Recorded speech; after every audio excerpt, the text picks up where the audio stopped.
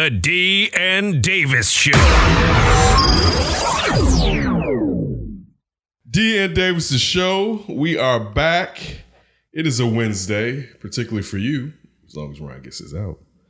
We're having a good time. We got a lot of things going on. We have Demons is going to be on Sports Feed this Sunday, so make sure you tune in at 6 p.m. Yes. Check that out. We were just on 670 to The Score this past Sunday night going into Monday morning, doing 5 hours sitting in for Les Grobstein. Shout out to Mitch. Yes. We got to talk a lot of baseball. Only had a couple interviews. Shout out to Josh Fryman and also our main man, Eric Edholm, for always holding us down. On today's show, the people that are going to hold us down are one, Lester A. Whitlong, editor-in-chief of Windy City Gridiron. We're going to break down a little Bears and NFL football. And then later on the show, we're going to have Russell Dorsey, reporter from the MLB.com, out here in Chicago to come on and talk some Cubs and some Sox as the Sox get out of that slump and the Cubs figure out what they're going to do. Just a few days ago, we were talking to just need a lefty, and now it looks like they need a whole new bullpen. My name is Kenneth Davis, and the next voice you hear is D. Demond Spurl. What's going on, everybody? Hey, make sure you follow us on Twitter and Instagram at D and Davis Show. Once again, it's at D and Davis Show. We're on Facebook.com/D and Davis Show. iTunes, SoundCloud, Google Music, Stitcher, the TuneIn app. We're on Anchor, which kicks you over to Spotify and YouTube. You can find us all those places and other places as well. You know what I'm saying? We everywhere. Download, subscribe, rate, share, all that good stuff. All right. I'm on Twitter at Demons1, DEMONZE1. Ken is on Twitter at That's Davis, executive producer of the D and Davis Show and D and Davis The Flip. One Mr. Ryan Bukovetsky. Ryan's on Twitter at Ryan B. Ski. And we have our main man, Guy, back in the building. what?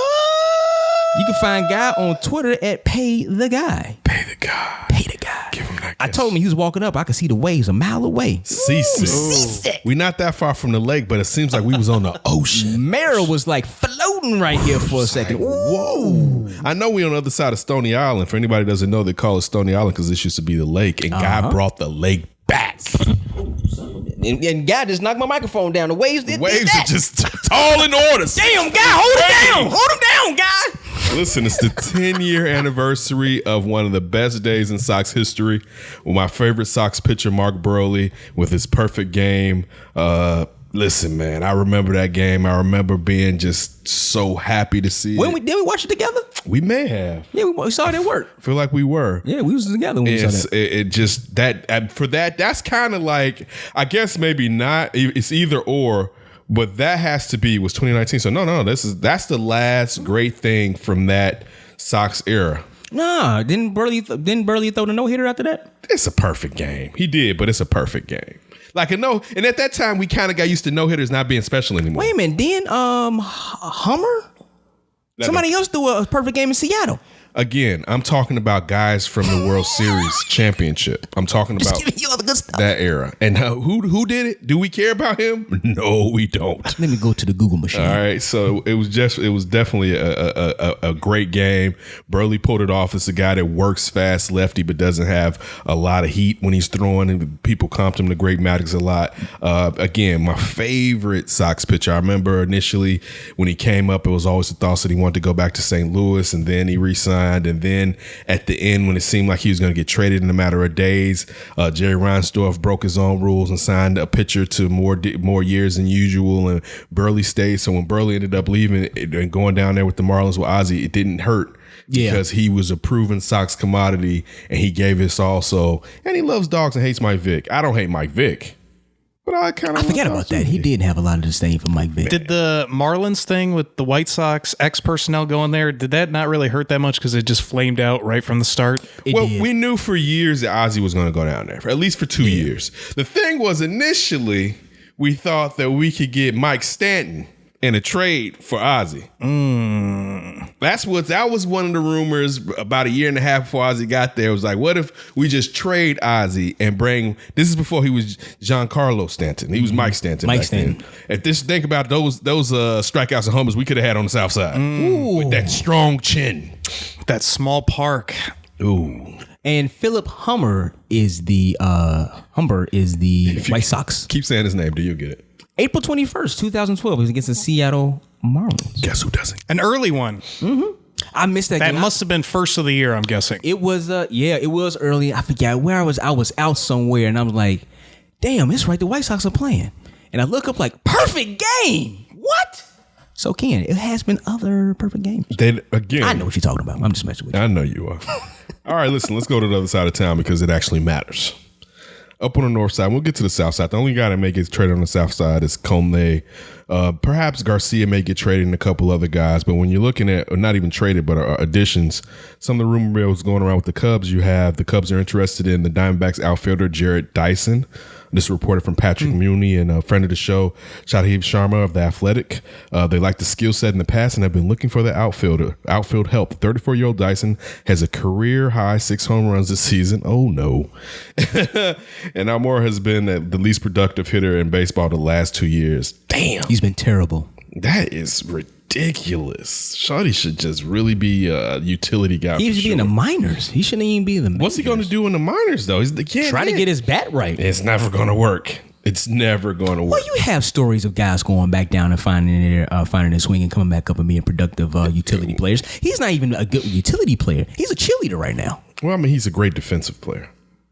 Man, yeah. Ryan, he's your team. He's a great defensive player. Yeah, Ryan. Yeah, Almora, he's a terrific defensive player. And I guess maybe against lefties, he's valuable with that right-handed bat. But not if he can't hit. Yeah. That's a Just problem. want to stand there? So he can hit. He's not very patient at the plate. His power comes and goes. Sometimes you see it. You know what this sounds like? Someone who can't hit. Yeah, I'm not going to defend him at the plate. Least productive outfielder the last 2 seasons, and you telling me to look out lefties. What's his average again, Ken? Trash. It is trash. He's above the Mendoza line. It's not worth me even trying. He's over 200 though, right? I have no interest in. He sucks. All right. In addition, we've talked about this on 6-7 The Score. Nicholas Castellano from the Tigers has been mentioned. We had, what was that? Tony that called up, told us she's in Michigan from Chicago, and was like, shout out to Tony. His glove is trash. They just want his bat, baby. Right? That's all they really need. And also, there's a chance they could be going after Shane Green and putting him in the bullpen. I believe he has a year of control. Maybe not. I have to go back and check. So this is a couple of players.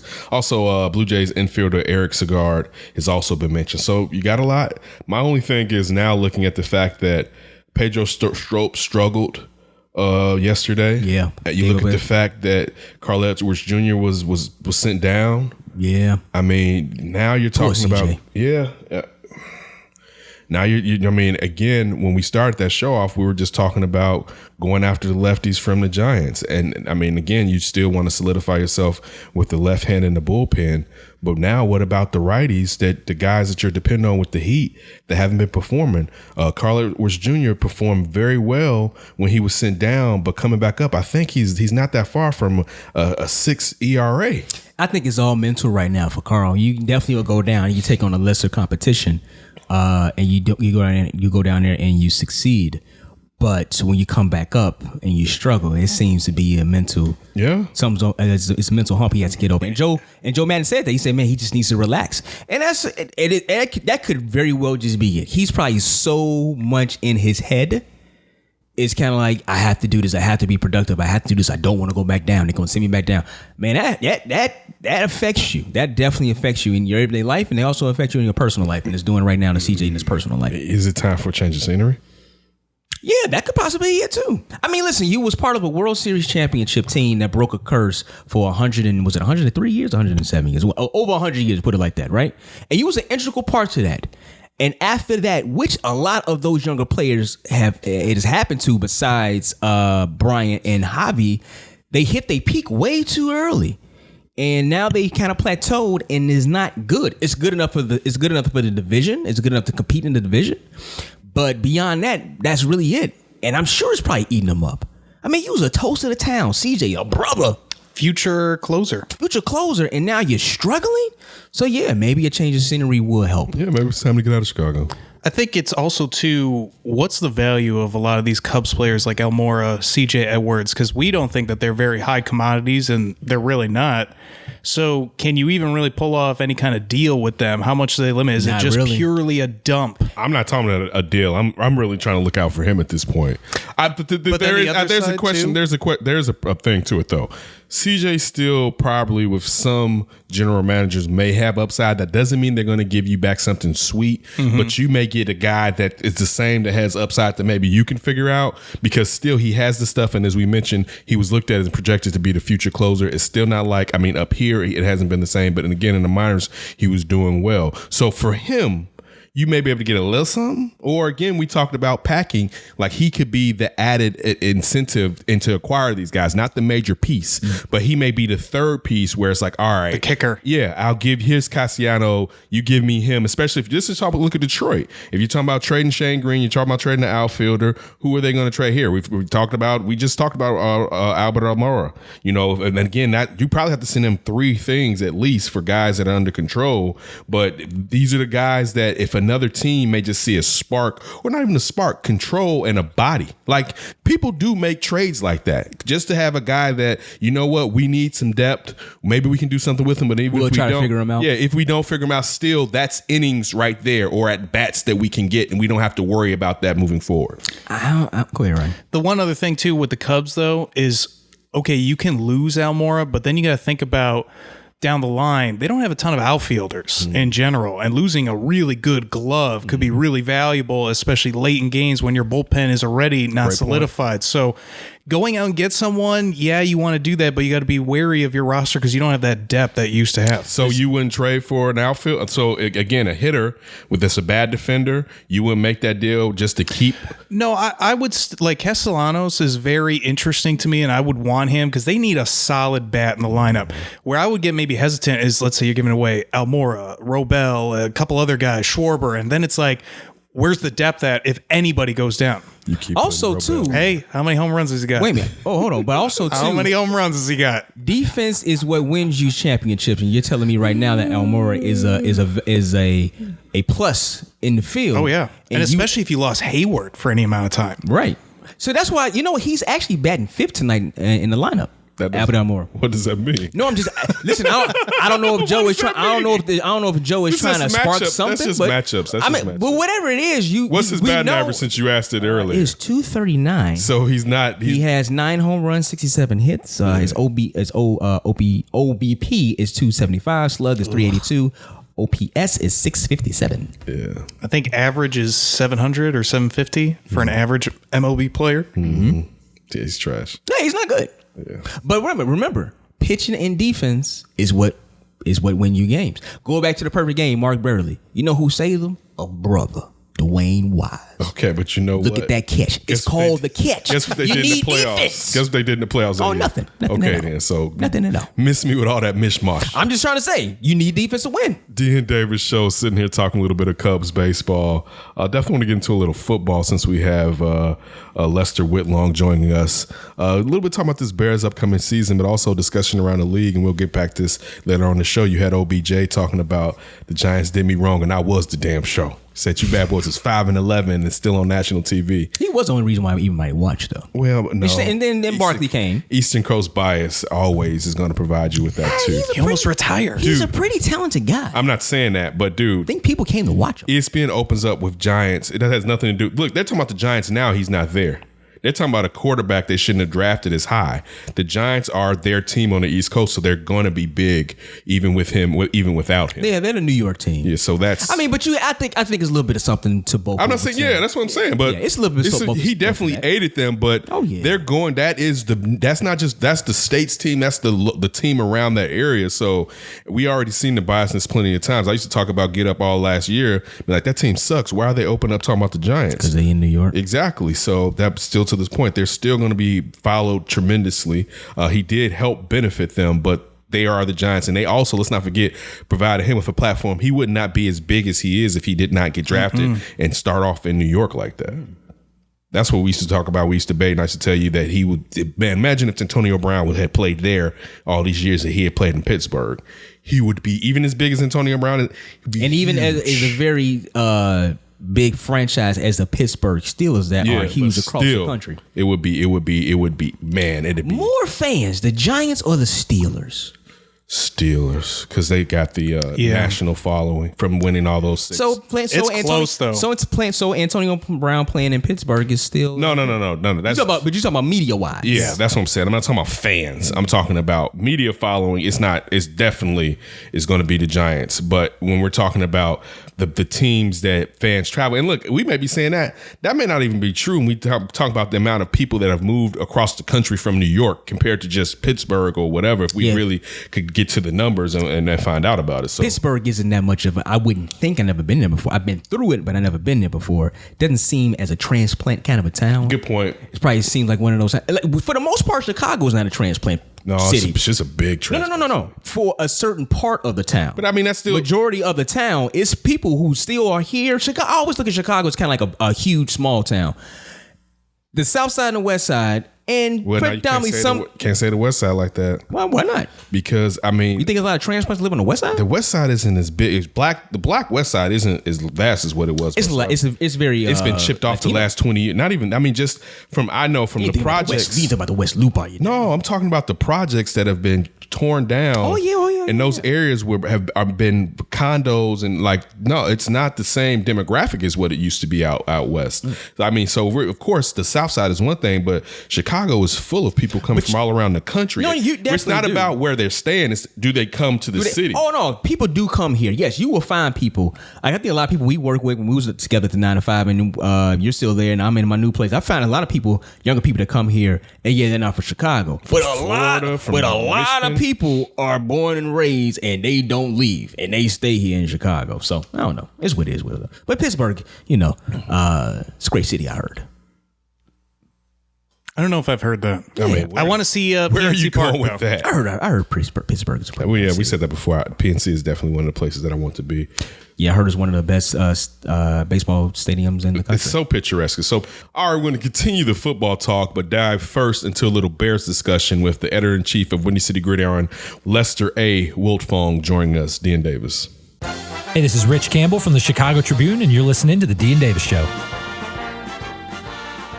Dean Davidson on the line right now, editor-in-chief of Windy City Gridiron. Lester A. Wiltfong Jr. is joining us, and also make sure you check out the T-Formation Conversation podcast where he's breaking down that football. How you doing, man?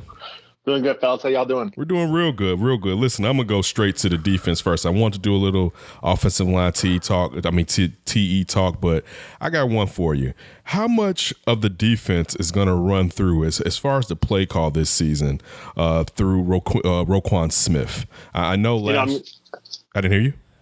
I mean, that's the plan, right? I mean, he was that's what he did in college, and that's what the Bears drafted him for, to be the leader of that defense. So I think Trevathan may have the green dot in his helmet, but it's just a matter of time. So Roquan is running the show. From the beginning of the season, well, not even from the beginning of the season, from the middle of the season to the end of the season, what type of gains did you see for him compared to when he had started the season? We all know he missed training camp, so he was behind the eight ball. It was crazy because a lot of times with rookies, they come in and you can just see that they're just not up to speed as far as physically because they just look slower. With Roquan, he had the speed from day one because that's what he had coming out of college. So he was playing fast from the start. The thing is, as the season wore on, his speed and athleticism was more controlled. So what he was seeing in front of him, he understood a lot more. When he was just starting off, of course, the game was brand new to him as far as the NFL level. The speed was there, but his recognition of plays wasn't as crisp. And as he learned and grew in that defense, the game slowed down for him, and you could see that on film.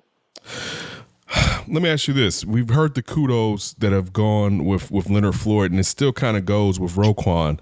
I do believe that it'll be hard for them to get as many turnovers. I mean, it can go up and down. We were talking to Eric at home this weekend, and he said the same thing. So if the turnovers are going down, how much more of a higher end of play can you get from the young players so that even though you're not getting the turnovers, you're standing strong and you're not as much bend, don't break, you're a much more solid defense moving forward? The turnovers, it's one of those things where you can't quantify it. I mean, it's one of the things there's a lot of luck to it. But with Chuck McGowan calling the defense, one thing he does bring to the table, he is a little more aggressive. Now he's not going to do a bunch of huge blitzes where he's bringing 6-7 guys, but he'll blitz guys in a creative manner to cause different types of pressure than what Fangio got. With Fangio, he played more base, he didn't blitz as much. He relied on basically his guys to get there with Hicks and Mack. You can do that, but with Pagano, he's going to come in, he's going to blitz a little more, and he's going to try and create turnovers. He's going to try and create the pressure. If you look at what he did when he was in Baltimore, he took a very good defense. And he actually increased their turnovers. He increased the interceptions. He increased the forced fumbles. So he did that before. If he does it again, it'll be hard to say because obviously the Bears were so good last year. But I'm not too worried. I think the Bears are going to be close to what they were last year as far as the turnovers go. Hey, Lester, what's the one person besides Trubisky on offense is to say Khalil Mack on defense? What's one Bear that you really looking forward to and to watching this upcoming season? I sound kind of weird, but I'm really looking forward to James Daniels playing some center. His film out of Iowa was just so good. He is such a technician, and the knock on him coming out was that he didn't have the strength. But when you watch his film in Iowa, I mean, he never got manhandled. He was doing the manhandling. And then coming into camp, the Bears kind of started slow with him, which I understood why.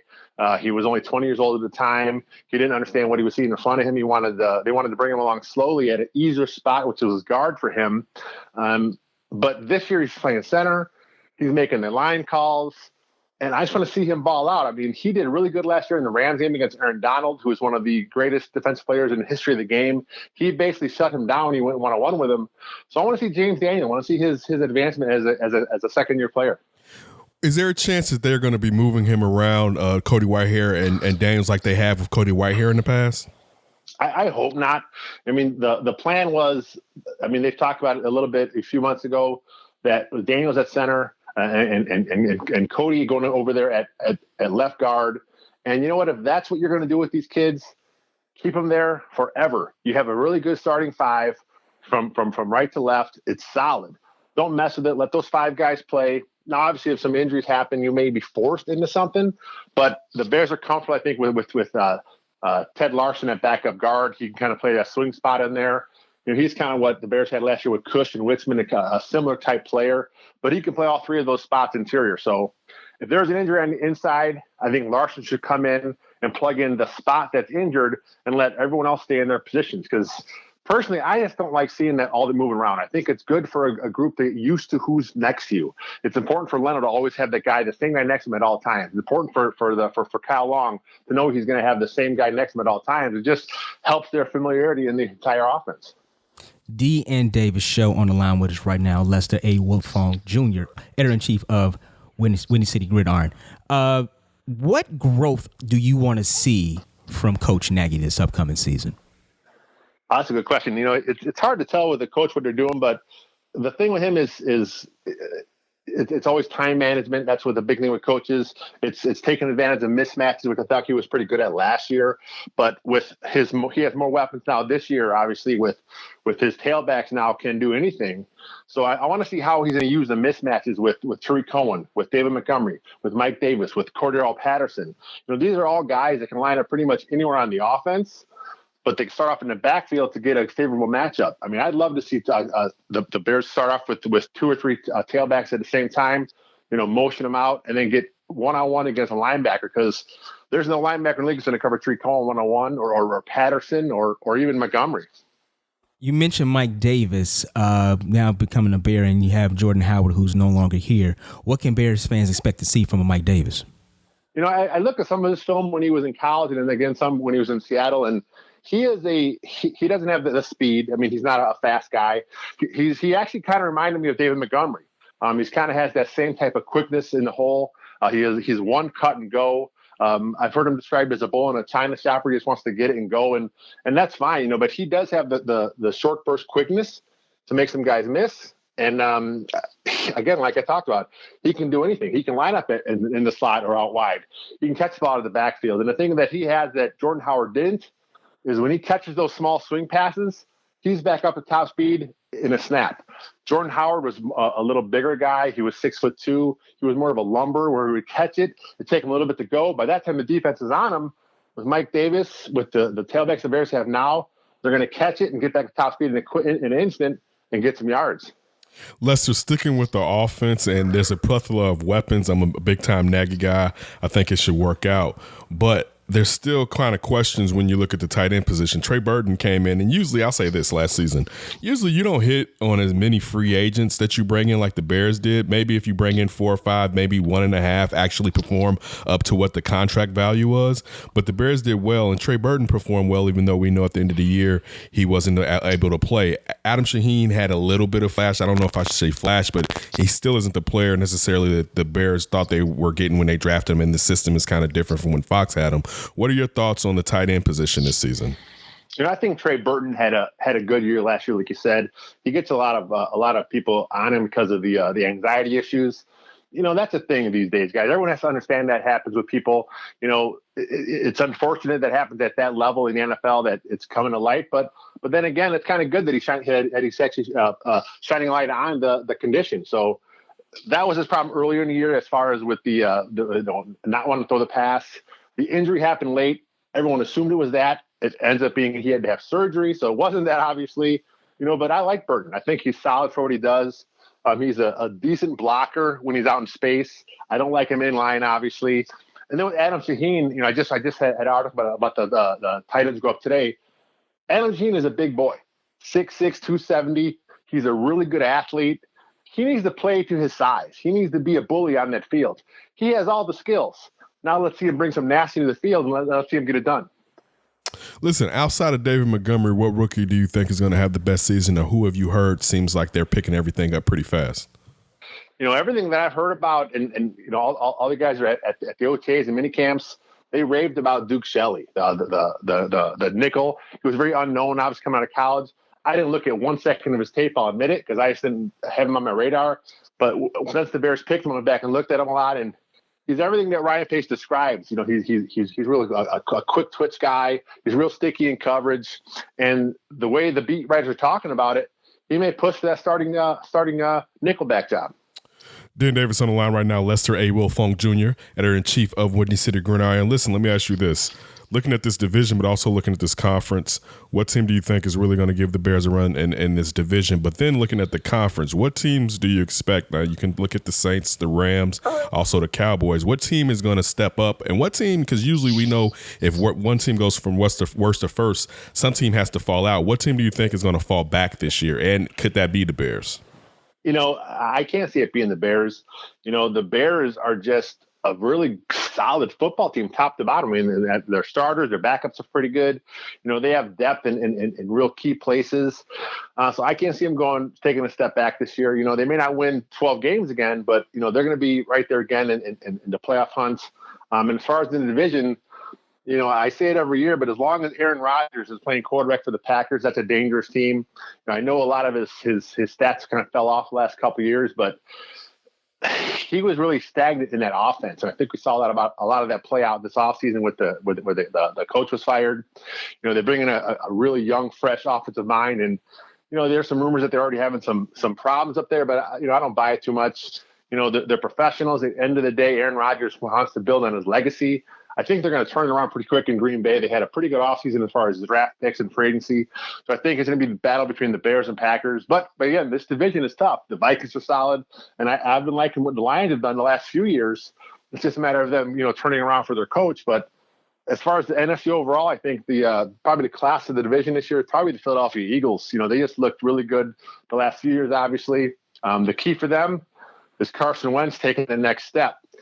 He looked good as a second-year player in that system. He got hurt. He got hurt again. And then obviously the whole thing with Nick Foles is gone now. But if Carson Wentz can take the next step, the Eagles are going to be real tough this year. You mentioned that you liked the moves that the Green Bay Packers made. So what was your take on the Adrian Amos, Clinton Dix? Of course, they weren't traded, but kind of a swap. What was your take on that those players moving to these teams? I've always been a fan of Adrian Amos. This is the guy that a couple years ago, the Bears went out and they got his replacement in Quentin Demps. They didn't like Adrian Amos. He was a starter as a rookie. He started a couple years, but the Bears went out and tried to replace him. He didn't say a word about it. He didn't complain. He didn't make waves. He just put his head down and worked. And then when Demps got hurt, he stepped back in and played solid again. And then I think he had his best year the last couple of years. But the thing is, for the Bears, that's probably what will be for the Packers. And if that's the case, it'll be good. He's a box safety. You know, you don't want to see Amos out in coverage. He's not getting interceptions or turnovers. It's just not his game. He is a fundamental player, which is fine. That's what he is. But with Ha Clinton-Dix, he brings a little more upside if he lives up to his potential. You know, he has the potential to be a better guy in coverage. He has the potential to be that because we've seen him do it in the past. The last couple of years, though, his tape is not the best.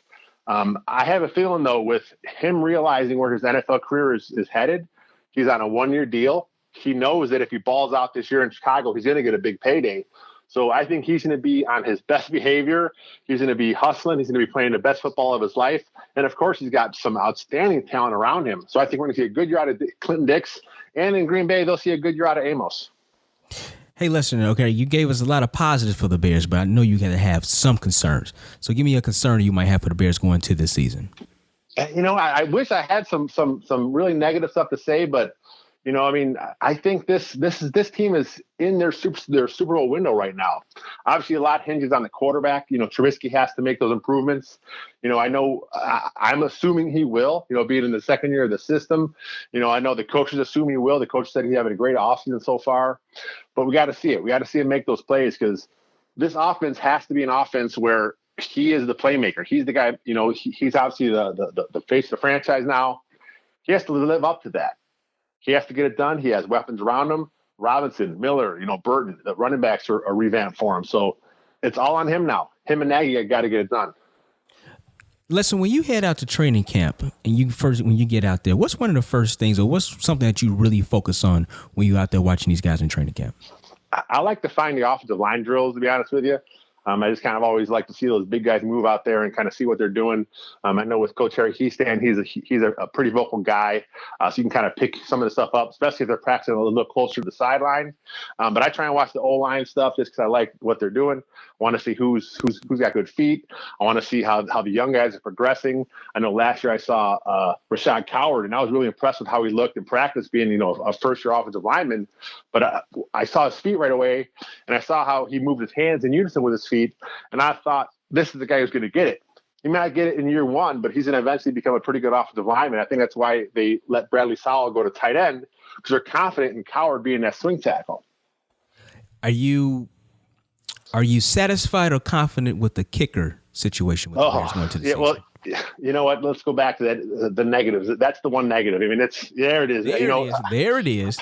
I'm not sure how I forgot about the double doink. I guess I'm putting that memory way in the back, but you're blacking it out. Yeah, I must be. But that's something they got to figure out. I mean, they talk about the two kickers they got in, Fry and Pinheiro. They're kind of opposites. With Fry, he's a little more accurate than Pinheiro. Pinheiro has a bigger leg. But with young kickers, a lot of it is about their technique. They just got to do it and do it and do it constantly, get that repetition down, and hopefully one of these guys will come through. But if not, Ryan Pace is looking. He's going to try and find someone out there. He understands that he cannot go into the situation this year with an unproven kicker. He thought he had to figure it out last year by giving the big deal to Parkey, who had a pretty good year in Miami the year before. Obviously, it didn't work out. You got to get that spot figured out because, like I said, this team is in their Super Bowl window. Get that spot figured out. Dan Davis on the line right now. Lester A. Wiltfong. Follow him at Wiltfong Jr. Look, are you buying Cleveland Browns hype? I still feel like Pittsburgh has a chance to win that division. Are you hands down going with Baker Mayfield's ODB and Landry? Are you rocking with them, or do you think that they're still Cleveland? Cleveland's another team that the last years have drafted pretty well. I was a real big fan of Mayfield coming out. I thought he was the best quarterback in that class. And, he brings some swagger to the team. I mean, that's something that you need out of that spot. And as long as he's not going overboard, I think that's going to be good for the team. Obviously they have the weapons now on offense, Chubb at running back. You mentioned the receivers. That offense should be pretty good. And then they have some young talent on defense too. But like you said, Pittsburgh, I never count out the vets over there. They're a very well-coached team. They have the best quarterback in the division still, I think. So, it's going to be a toss-up, but I think the Browns, for Cleveland fans, should be happy because their team should definitely be in the playoff mix this year. Hey, let our listeners know what's coming up on the T-Formation conversation and also on Windy City Gridiron. Actually, we got some stuff for the WCG podcast. We're actually going to be down out in Bourbonnais We're going to try and record a few shows there. I know one of the other shows we have on there, Bears Over Beers, and Bear With Me. The hosts of those shows, they're actually going to rent a house. They're going to be there for Saturday, Sunday, Monday in Bourbonnais. And the plan is to do a few recordings right there from camp. A little bit of Scorehouse you got going on down there? Something like that. It should be live, but not too live because we're all a little older, but it should be fun. Okay. All right, Lester, man, thank you so much for hopping on with us, man. We really appreciate it. Definitely. Anytime, fellas. Have a good one. You too. And that's Lester A. Wiltfong Jr. of Windy City Gridiron. He is the editor-in-chief. Make sure you follow him on Twitter at Wiltfong Jr. That's just JR at the end. All right. So next up, we're going to go up for grabs with one of Mr. Ryan Bukoveski, see what he got for us this week. All right? D&. Davis Show. Yo, what up? It's your man Jay Illa, official Chicago Bears DJ, and you are listening to the D&. Davis Show. Turn it up. D&. Davis Show. All right, it's time for Up for Grabs from one Mr. Ryan Bukoveski. Ryan, what you got for us this week? Well, let's start off with some baseball, and we're going to start with the Chicago Cubs. And I want to ask you guys, what should Joe Madden do if it's a one-run ball game and a starter gives him 6 innings? How should he set it up, or is it purely based on matchups when it comes to the bullpen? I think you still do it the conventional way, the elementary way. I think it's all still matchups. I mean, you go out there, you try to figure out what you can do. I know as we, not we, but a caller called in. We was filled in for Les Grobstein on the Score overnights. To call him the Mad Wizard. I know Joe likes to pull a lot of things out of nowhere. Sometimes pull it out of his ass. But no, I still say you just go by matchup, man. You just can't. I know the bullpen is struggling, and you don't want to blow the confidence of the bullpen. That's why. And rightfully so, Ken poo-pooed it, that Almora is hitting 5th in the lineup. You want to try to keep your guys with a little confidence. You want to try to make sure that they believe in themselves. Because once they stop believing in themselves, and they're basically useless to the team. So I think you still go out there, you pitch your matchup, you find the best matchup, and you put your guy out there, you let him pitch. So you wouldn't go the Cishek stroke Kimbrel automatically? Sometimes that automatic might not work. Sometimes you got to do a little manual work. Sometimes you might have to. It depends on the situation. Typically, yes, it should be set up that way. That would probably be the best way to do it. But depending on the situation, you might have to switch it up a little bit. You know what? In saying that, you're telling me that now we feel like we have no worries in Kimbrel. Now, we know that Cishek is like pitching every day twice, basically. So we know he's good. I think it's both. In that you don't want to be in a situation where you're rigidly sticking to that, and perhaps one of those guys aren't good on a different side, first in a batter on a different side of the plate, and you're like, or not even that's facing a batter because of which way they swing, but maybe just that particular batter. You don't want to sit there and be locked in, especially depending on if this becomes a race for the division and you lose by a game because you're just being so rigid in that type of situation. Or one might go down. True. But I mean, if one goes down, you wouldn't be able to do it anyway. Yeah. But so I would say that with going on what you're saying, Cishek and Kimbrel, yeah. But if I have to move Cishek to be the guy leading up to the setup guy to Kimbrel, okay. But I would be fine with him being right before Kimbrel, depending on what you're going to get out there before is what I'd necessarily be looking at. But also to go to this, and people talked about this as far as knowing your job. Sometimes it's better to know your job. Now, if those guys, especially the two that we know, well, one and the guy that's new, if Kimbrel and Cishek can play very well, you may just want to leave them alone and then mess with that guy that's coming in in the 6th or the 7th. Yeah. You know, that may be the decision you make. But again, I mean, with this, man, when you're talking about matchups, it's kind of hard to just say outside of having a closer.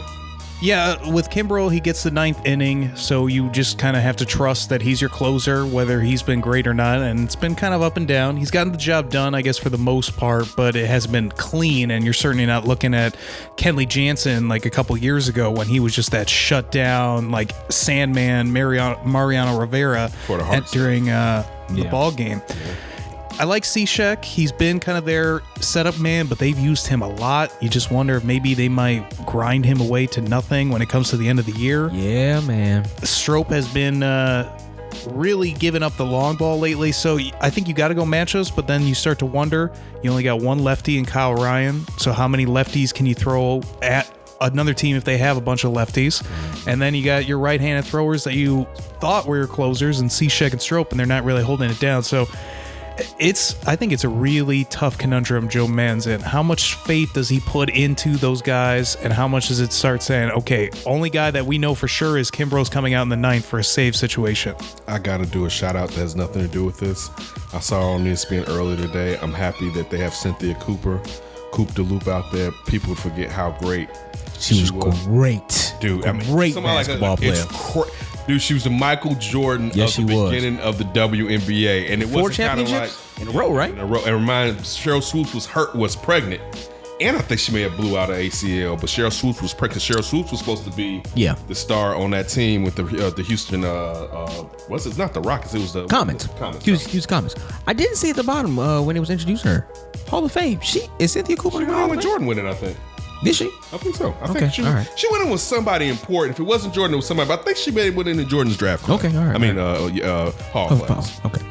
Want to switch it over now to the South Side, and White Sox prospect Luis Roberts has been killing it in AAA Charlotte. Currently, he is slashing a 326 average with a 375 on base and a 767 slugging for an OPS of 1.142. Dominance. So question is, how soon should the Sox consider calling up their future center fielder? Not soon at all.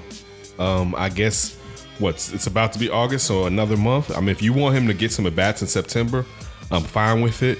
But no, you don't rush this. You don't rush this kid. And also, you got to remember, he's killing it when it comes to blowing through the minor league levels. But still, that's the minor league levels, and you slow it down. So I mean, slow it down with him. Next year's the year.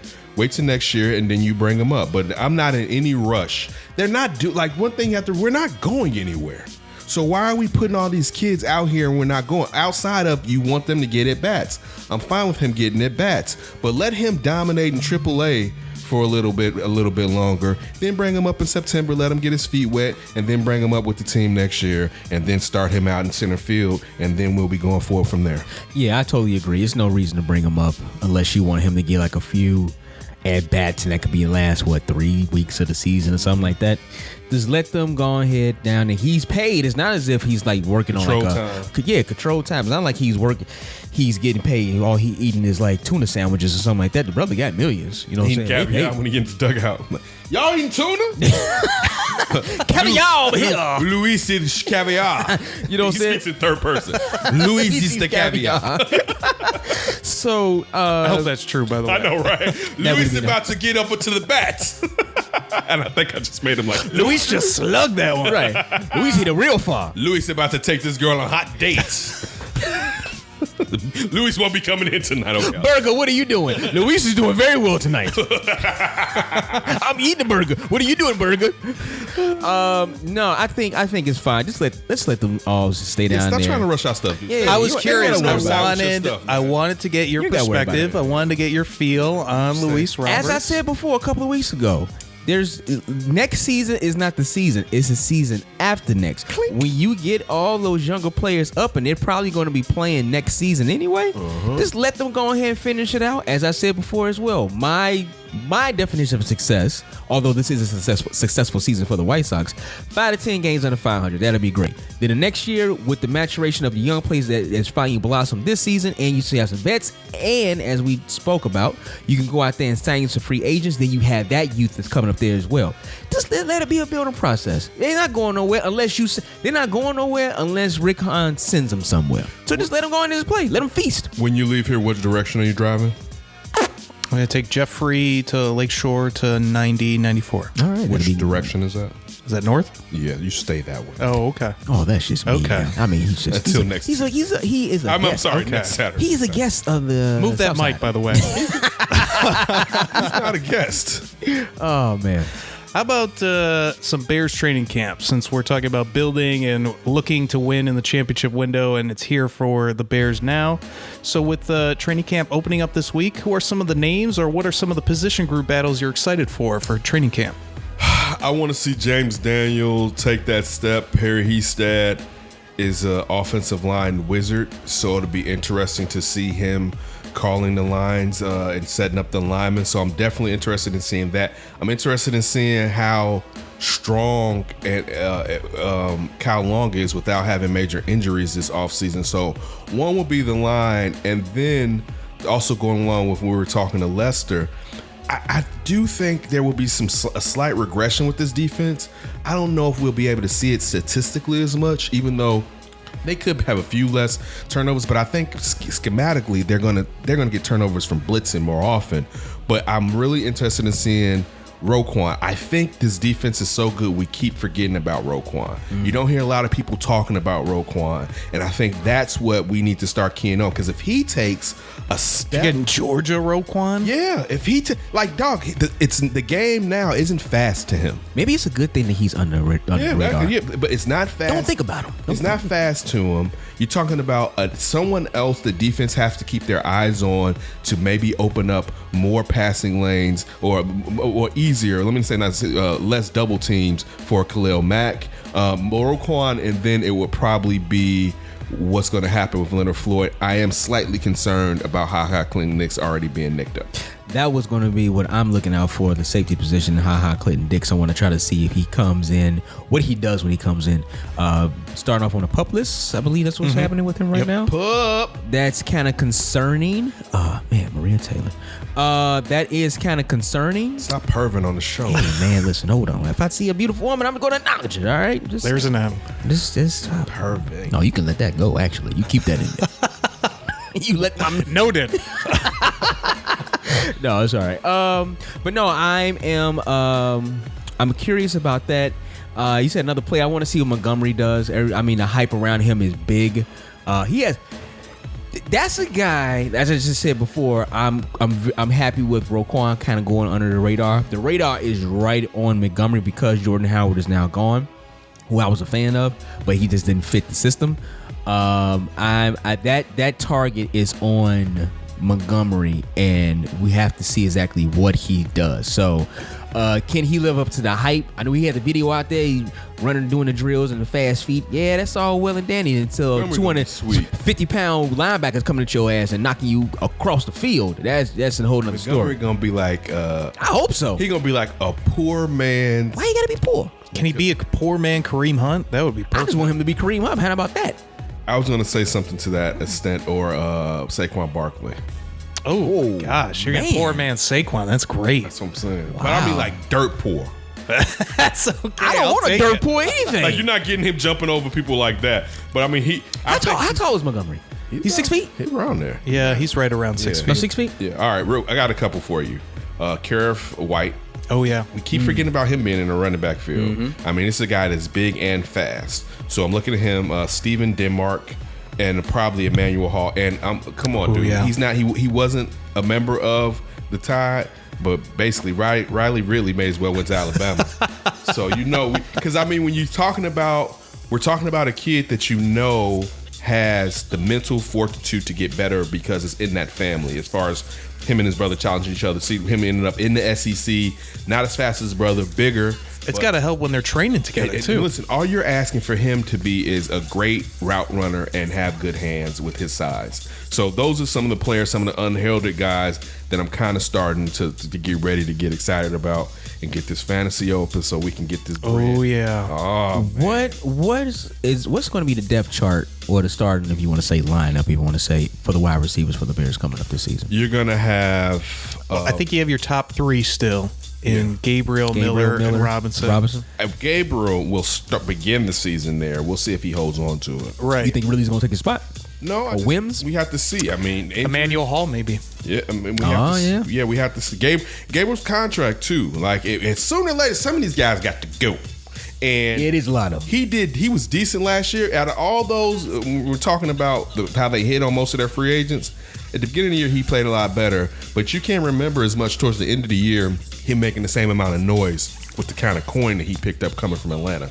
So, and there's a lot of speed on this team too. Not to say you don't want more, or you can stand for a player leaving as fast, but he could be a player that they look at letting go at some point because they're going to have to move some money around sooner or later. With Mitch Trubisky probably going to get paid. Yeah, definitely. I think to kind of touch on some other names that you guys didn't mention, Cordell Patterson's going to be one that I'm going to watch because it's not necessarily him making the team. It's where is he mainly going to play at? Is he mainly a receiver? He's going to be obviously kickoff, but running back is something he did with the Patriots. Is he going to be used there?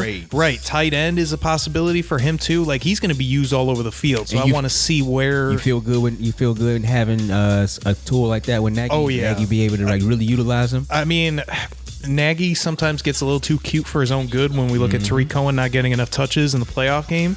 But for the most part, he utilizes that kind of stuff. And he's coming up with formations and brand new things. So Patterson just adds that outlet. What are you going to do if they put Tariq Cohen out there and Cordell Patterson out there? Right. In the backfield? Yeah, well, they could put him in the backfield and then just send one of them out. Send one of them out to receive. Like just what do you like? If you're on a defense, who you keying on? Right. But who's going to get the short end of the stick when it comes to the offense? Because you have a lot of Cordell tools. Patterson isn't. I don't think he's going to get a chunk of it. He's going to be a trick guy. He's a special dude, though. Yeah, but if you look at how he was used in Minnesota, he probably New England. They tried to get everything out of him, and then New England. He's a guy you use in different ways, but he's not Tariq Cohen. So it's not like he's going to be taking it from Tariq Cohen. Plus, he's probably similar to Tariq in that they'll get the same amount of touches per game. I don't think he has he doesn't have the hands. I don't think maybe. Because you got to throw in kickoff return too, because that goes into with Tariq. Kickoff and probably punt. One of them's going to be doing punt. Tariq's going to do punt, and then you're going to have Cordell do kickoff. But I don't think it'll be from those guys that are getting. It's like I will say this. I wonder, and there's a lot of ways to use Tariq Cohen. Every time I bring this up, people say they'll find ways. I wonder if David Montgomery really takes off. And it eliminates, not to say you want Tariq Cohen running through the tackles anyway, but it eliminates some of his run options because we got this stud back here. What's the purpose right now? So I wonder how they're going to keep feeding Tariq Cohen, but maybe that's not the point with him being so slight that you want to end up getting him hurt from feeding him too often. And I look at a couple other names on offense. Emmanuel Hall that we talked about. He was a guy that looks at athletically. He's what you want as a wide receiver. He's big enough. He's fast. He's a playmaker downfield. Supposedly doesn't like to get hit. Let's see where he kind of gets into this formation because if he comes on at all with that speed, that he'll probably be valued.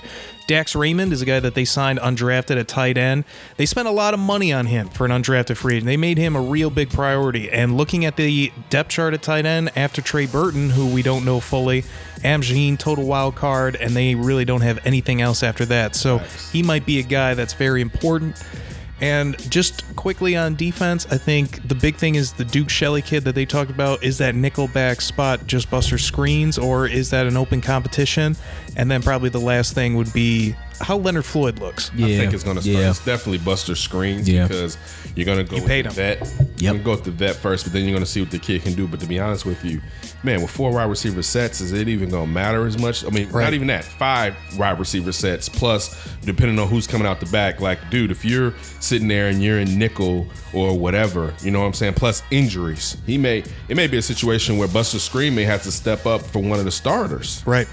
So it'd be interesting to and then also, I know it's going to take years probably from a guy that played running back most of the time, but Stephen Denmark. And see what he ends up doing with his what he has is phenomenal. Physically is amazing. That last year at school, how he became a corner and what he can do. We'll see if they'll be able to hone it. I'll say one thing that's good about unfortunately losing Vic Pagano. Fangio. Thank you. I'm mixing them. No, Vic Pagano. Blending them together. The thing when I made Vic Pagano, they might be the same. But the thing about leaving Fangio and bringing in Chuck Pagano is that Chuck Pagano's expertise on defense is the defensive backfield. So if he can raise up these defensive backs, as you just said, with Duke Shelley and Stephen Denmark, then you got something. And having that, you may have a situation where Denmark may be a guy that you can move out to safety if Clint Dix does perform well. I don't know if Clint Dix is about to get paid. Like Wester. I guess it depends how good he is. Yeah, but I mean, he would have to be phenomenally good to get like a crazy contract for a guy that, if you look at it, a lot of teams clearly soured on from getting traded to Washington, and then no one really giving you a large. I think he could have got a little bit more money than the Bears, but no one really wanting to lock in on you for you being a first round heralded pick like he was coming out of Bama. Maybe if he has a successful season, maybe he'll be a Bear for a while. That would be nice. I wouldn't mind that, but can they pay him? Yeah, that's the question. Last question, though, for up for grabs that I have. Wanted to get your thoughts again on another thing. I saw over the week the Lakers signed Giannis's brother, which some speculate might be a way for the Lakers to have an in on Giannis's free agency that's coming up. The Bucks also signed a brother of his as well. Is there any merit to this type of recruiting, or is it purely inconsequential? It's smart. Yeah, I think so. The Lakers did it last year with what? It's the younger brother. KCP. Youngest, right? Right. They did with KCP, I believe. And since he was with Clutch, they were looking at it as getting indoctrinated with Clutch before LeBron's situation or the season before. So they're looking at it as, look, it can't hurt for Giannis's little brother to be like, hey, things are really nice over here. You know what I'm saying? Like, hey, listen, I'm telling you, it's nice out here in LA. Like, when Giannis is sitting there in the middle of winter in Milwaukee and dude is sitting there with a Jenner and it's warm and you hear them giggling in the background and Giannis got cheese heads giggling around him, it's gonna be like, man, you know what? I don't even know, man. And then he gonna sit there and look and it's gonna be Chris Middleton and Robert Lopez and you hear LeBron chuckling in the background and AD, you be like, Taco Tuesday. exactly, you hear that? Like, man, they got tacos, legit tacos. Anthony, you want some tacos? So I mean, again, it's not a be all end all, but I mean, it's an in route, and why not try it for someone that's? I mean, he's taking up a roster spot, but he's not taking up a large part of your cap. Yeah, is he going to be on the G League? Probably. Yeah, might as well go ahead and stock him up. He was with Dallas playing a two-way, I think. How many brothers does Giannis have? I thought. Well, two that play. Yeah. Let me say two that play. Two that play. Yeah. I mean, listen, if it's any kind, I wish the Bulls was doing it. How about that? You might get I had lucky. a sneaky angle right there. I don't think Giannis would do that to Milwaukee and stay that close, because that would be the worst place. The same thing for Cleveland, damn near. It would have been worse for LeBron to go to Chicago than to Miami. And it would have been worse for Giannis. If Giannis leaves Milwaukee and just goes an hour and a half to Chicago, they'd be like, man, I can't stand it, man. I mean, listen, if the situation is good and the money is good, the players are going to go wherever they're going to go. No, I think it's fine. If it's not tampering in any kind of way, if it's just a shrewd way of doing business or just recruiting in that sense, hey, man, listen, it ain't cheating until you get caught. So go ahead and do what you got to do. Wise words from Dirty D. Hey, man, Dirty Dr. D. Dirty D, to be exact. No, if it's cool, it's cool. You know what I'm saying? They're not hurting anybody. Yeah, I guess it doesn't really matter. I'm assuming Giannis is going to do whatever Giannis is going to do without his brother. I was just might be like the White Sox with Manny up. That's what I was kind of thinking about too. Like how they brought in the friends and family plan and it didn't quite work out. Not even hit no more. But I guess I was just kind of curious what your guys' thought, because with Giannis, is anyone banking on their brothers being good? Because there's been that kind of talk like the brothers might be better or whatever, blah, blah, blah. Talk. Yeah. You don't know. You don't know, though. You do know. They're not. You don't know. No. You take a flyer on it, you don't know. They took a flyer on Giannis. It's like, hey, who was your streaming king out of Greece? 15. That's not a flyer. These guys, we wouldn't know if they're going to be great. He mentioned how many teams are scouting? How many teams are scouting him though?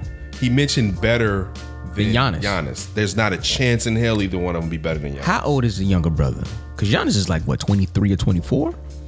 Yeah, Giannis is. He's still pretty young. How tall is? There's not a chance they're going to be better than Giannis. Do you think that they would be on the by now? Just look at this. We scouting in the NBA, which we know is some of the best scouting. They follow these kids since they're 8, damn near. Do you think this kid would have been out on the street if someone thought he can really be better than Giannis Antetokounmpo? Boy, you better stop. You take a fly on him. You just took a fly. We're going to go ahead and talk a little Chicago baseball, both sides of the town, all right? We're going to talk to Russell Dorsey of MLB. Coming up next, D and Davis Show. What's up, everybody? It's Cameron Smith from CBS 2 Chicago. You're listening to the D and Davis Show. D and Davis, right now on the line, we have Russell Dorsey, Chicago reporter for MLB.com. Follow him at Russ_Dorsey1. About time we got this brother on the line. How you doing, Russ? Ken, I'm doing well, man. D, how you doing, bro? Doing good, brother. Doing good. And also, man, listen, as a man to a man, I like your hair.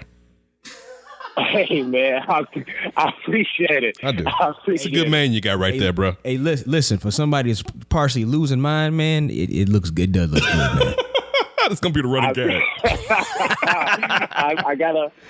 I gotta hold on, man. But I appreciate it. Hold on to it, brother. Hold on to it. So look, going through your timeline today was interesting. You brought up the fact that Robel Garcia is definitely playing his butt off and how hard he wants to remain up here in the pros. I guess my question for you, and I know it's hard to say it right now, is this a small sample size, or do you think this is something that we can extrapolate over the remainder of the season and maybe into next year? Well, I definitely think that Robel Garcia is playing his way into way more playing time as we go down the stretch here. And with the way Addison Russell has been playing, and he's been playing some really bad baseball, I definitely think you can count on Robel Garcia getting the lion's share of the time at second base. And I actually talked to Robel Garcia last week about the whole competition at second base. It looked like he was going to get a lot more time there. And I just said, hey, man, you're coming to a team that has a lot of expectations, and what do you want to do to win this second base job? And he said, honestly, man, I got to just come in every day and prepare mentally and physically like I'm going to be playing every day. And I'll do what they need me to do. But when that door opens to play more, I'm going to be ready. And he's definitely been showing that in the last couple of weeks here.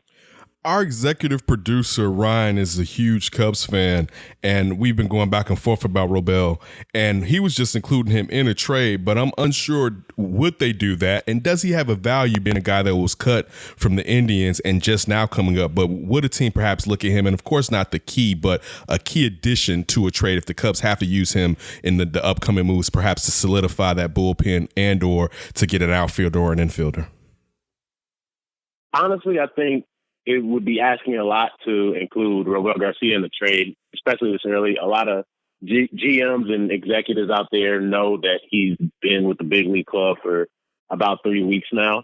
So if I'm a GM, let's just say I'm Al Avila, the GM of the Tigers, and I'm scouting players for a potential trade for Nick Castellanos, right? I don't think I'm going to tie my trade to a guy who's come up for 3 weeks and played really well. Now, personally, I think Robel Garcia has the tools to be a pretty solid offensive talent in the big leagues. But as a GM looking to get some value and a controllable asset for a solid player in Nick Castellanos, that's not the guy that I would trade for. I would probably look more towards a guy like Ian Happ, who, to me, I think most scouts and executives know what Ian Happ is at the big league level, but that's a guy who has some years of control, a speed guy, can play a couple different positions, and can swing it from both sides of the plate. So I think that's the guy who might be included in a trade for a rental like Nick Castellanos. Yeah, Ryan. Tried to tell you. I had to get Russell Dorsey to tell yourself the truth. My bad, Ryan. Yeah, let him know. Then Davis on the line, Russell Dorsey. Follow him at Russ_Dorsey1. Check out his writings on MLB.com. Definitely breaking down both sides of baseball here in Chicago. Look, I want to go to the bullpen real quick before D jumps in. Listen, Pedro Strop definitely gave the game away. And unfortunately, I mean, most people here in Chicago are Carl Edwards Jr.'s fans, but it doesn't look right. If you asked us this weekend, you would think the Cubs were just looking for a lefty. Do they have to go out and perhaps look for a righty and a lefty in that bullpen with the strugglings from the guys from the right side of the plate? Honestly, I think even before Pedro Strop's issues, I thought that it would have been smart of them to go looking for a right-hander and a left-hander, preferably a right-hander that, was a hard throwing type of guy, and then a left-hander who could potentially get left-handers and right-handers out. So a guy like Will Smith, left-hander from the Giants, who the Cubs will probably see in this upcoming series. And then a right-hander like Ken Giles, pitched for the Toronto Blue Jays, got those 99, 100 miles an hour, can get tough right-handers out, can get left-handers out. Those are the type of guys that I think the Cubs should be looking for, even more so than a bat to either lead off or just kind of tie up some loose ends in their lineup. Those are some potential guys to look at. But it's not going to come cheap. The asking price is, really high right now, especially with all the different relievers on the trade market and with no waiver trade deadline anymore. There's a lot of teams looking to make moves right now. So there's a lot of GMs on the phone, a lot of execs on the phone, and it's not going to be easy for the Cubs to get one let alone 2 arms in that bullpen. Russell, do you think if this road trip the Cubs are on right now, if it doesn't go well, do you think it's going to force their hands to be a little bit more aggressive before the trade deadline? Honestly, I think this road trip, this upcoming, let's say 19, 20 games is very important for them. Because I think if you look at the division as a whole, there are a couple teams that haven't even made their big move yet. The Cubs signed Craig Kimbrell a little bit over a month ago, but the Brewers still haven't made a move. And with their number one starter, Brandon Woodruff, going down, they're going to have to make some moves here. And so do the Cardinals, so do the Pirates. And it sounds like the Reds are even going to be buyers at the deadline. So the Cubs really need to start, you're right, D, they need to start making some moves right now because this division isn't going anywhere. Nobody's pulling away.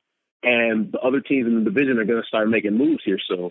So, yeah, I think this road trip is huge for them to decide what they need to do, like whether it's making a decision, all right, we need a right-hander, all right, we need a left-hander, let's find an outfielder that can platoon for Kyle Schwarber or Albert Almora. I think that is what they're going to have to do here. And with the way they've been playing on the road, they're going to have to really play well here in this next stretch.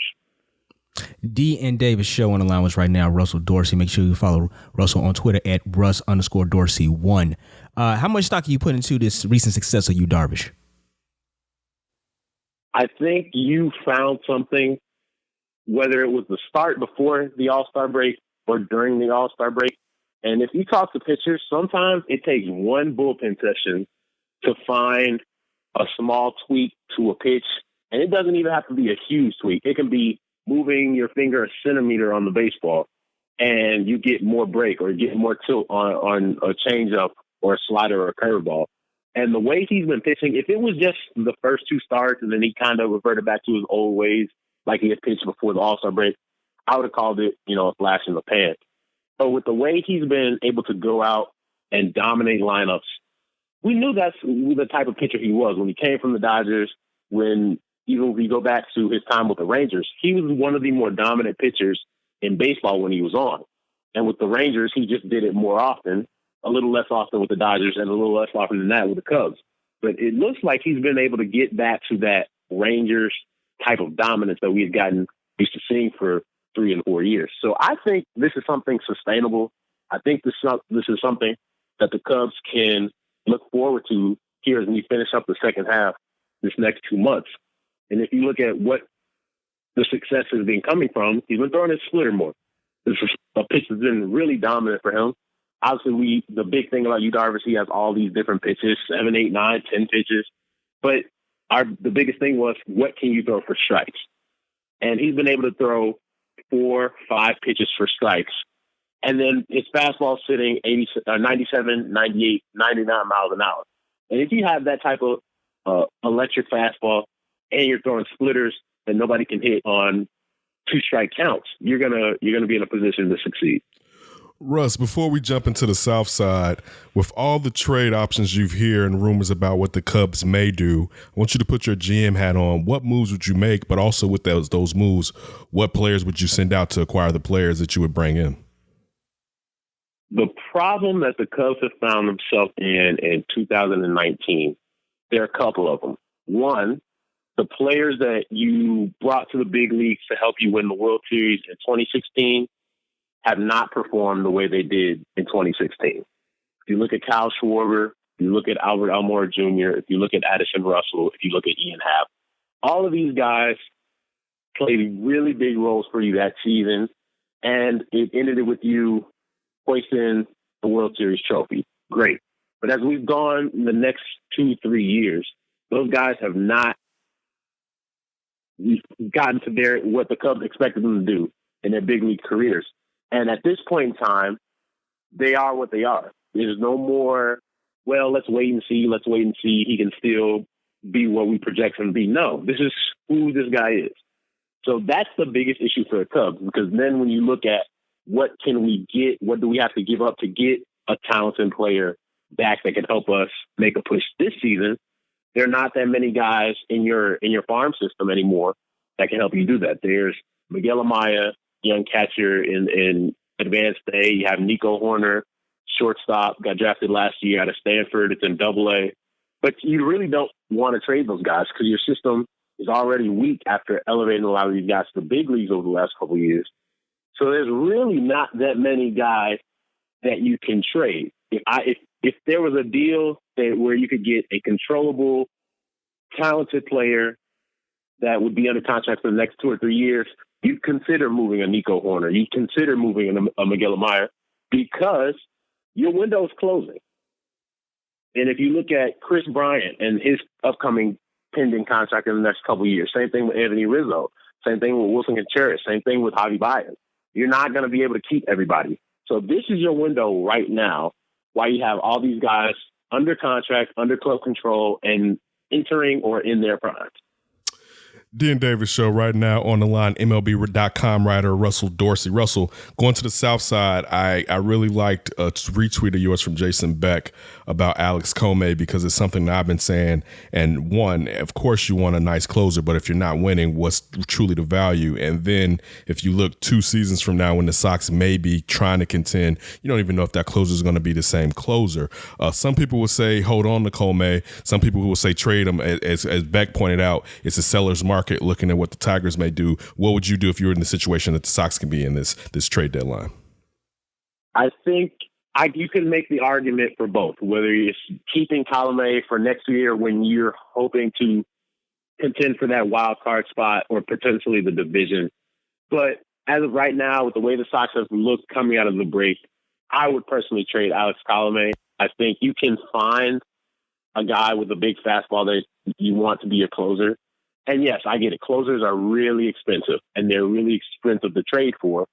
But that's also the reason I think the Sox should move them at the deadline. Because if you look at what Jason Beck tweeted, the Tigers are asking a lot for Shane Green, who's been one of the best relievers in baseball, a 1.08 ERA this season, which is fantastic. But if you look at Alex Colomé, he's been up there as one of the better closers in the big leagues.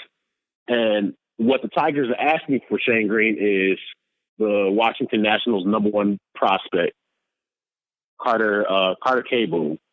So if you're looking at that as being the asking price for an elite, above average closer, I think there's a reason to believe that the Sox should move that guy.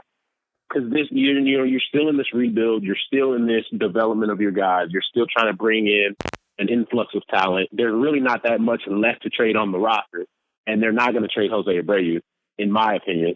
So I think Alex Colomé is the guy that gets you one last piece before you really get ready to contend here in 2020. All right, Russell. So the White Sox came out really cold after the All-Star break, but for the past 4 games, they're 3-1. But what would be your definition of a successful White Sox season? I think this season has been a success for the Sox. I think if you look at the way Yoan Moncada has played like one of the best third basemen, in not only in the American League but all of baseball, his transition to third base has taken, he's taken a huge leap. And if you're thinking about the season he had last year, this is a guy that had the 4th most strikeouts in the history of Major League Baseball. So if the turnaround he's made to not only become an above average hitter, but a dangerous elite hitter at third base for the White Sox is huge, not only for him, but what they hope to be in the future. You look at Tim Anderson, who's turned himself into an all-star caliber shortstop this season before he got injured. These are all things that should get not only White Sox fans, but the White Sox organization excited for the future. Another guy, Eloy Jimenez, coming up and showing people what he can do at the big league level. There's some things he has to clean up, obviously, but this is a guy that has superstar written all over him. And then you look at what Luis Robert has done down in the minor league. This is a guy that's jumped 4 levels this year in the minor league and has torn up every level he's been at. And that's going to be your center fielder next year. So the Sox should really be happy about what they've been able to accomplish at the big league level and at the minor league level this year. I think the one downside would be they've had 6 guys have Tommy John surgery in the last 12 months. That's not what you want to see. It's disappointing. Those are a lot of guys who you were hoping would be in your rotation this year where you might be looking at contending for that wild card spot. But next year, you're going to get Michael Kopech back, and he's going to be able to slide into your rotation with Lucas Giolito and Reynaldo Lopez and Dylan Cease, right? And if they sign another free agent, if they sign a free agent in the offseason, that's a rotation that can potentially do some things next year. Now, I was just about you brought up free agent. I was going to ask you to put on your GM hat, like Ken said, for the Cubs. I want you to put it on for the White Sox. They have a lot of money to spend and didn't give it to Machado. So what would you do for if you're a GM looking to free agent just for the offseason for the White Sox coming up? There's a couple things that you can do, D. First of all, you need starting pitching, because if you look at the White Sox this year, they might be contending for that wild card spot if they had 3 dependable starters. And this year they've had 1 dependable starter and some guys that have been on and off, more times off than not.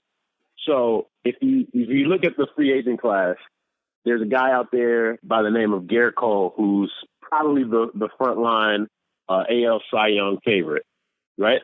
That might be a guy that you can go out there and get in free agency and be the anchor of your rotation for the next 5 to 6 years. And not only would he be your ace going forward, but that would help take the pressure off a lot of guys, because then Lucas Giolito would become your number 2, which is a really good number 2. And then everybody else would slide down after that. So then Dylan Cease, it takes the pressure off of him. It takes the pressure off of Michael Kopech, who they're going to have to watch his innings coming off the Tommy John next year. And then if you catch Reynaldo Lopez in that rotation, now you have 4 young, talented arms, and then your big ace at the top in Garrett Cole, who you look maybe $150 million he'll probably get this offseason. The other thing you could do if you want to add an offensive talent, the Washington Nationals have one of the most talented players in baseball that nobody talks about in Anthony Rendon. The one problem with Anthony Rendon is he plays third base. And if you have Yoan Moncada, who's made this great transition to third base, what do you do with Anthony Rendon? Now, I personally think Anthony Rendon would fit perfectly with what the Sox want to do. If you could convince him, and this is just me thinking, and this is how my brain works, if you could get Anthony Rendon to change positions and play right field, then next year you have an outfield of Anthony Rendon, Eloy Jimenez, and Luis Robert. And then Rendon slides into the middle of your lineup with Yoan Moncada and Tim Anderson and Eloy Jimenez and Jose Abreu.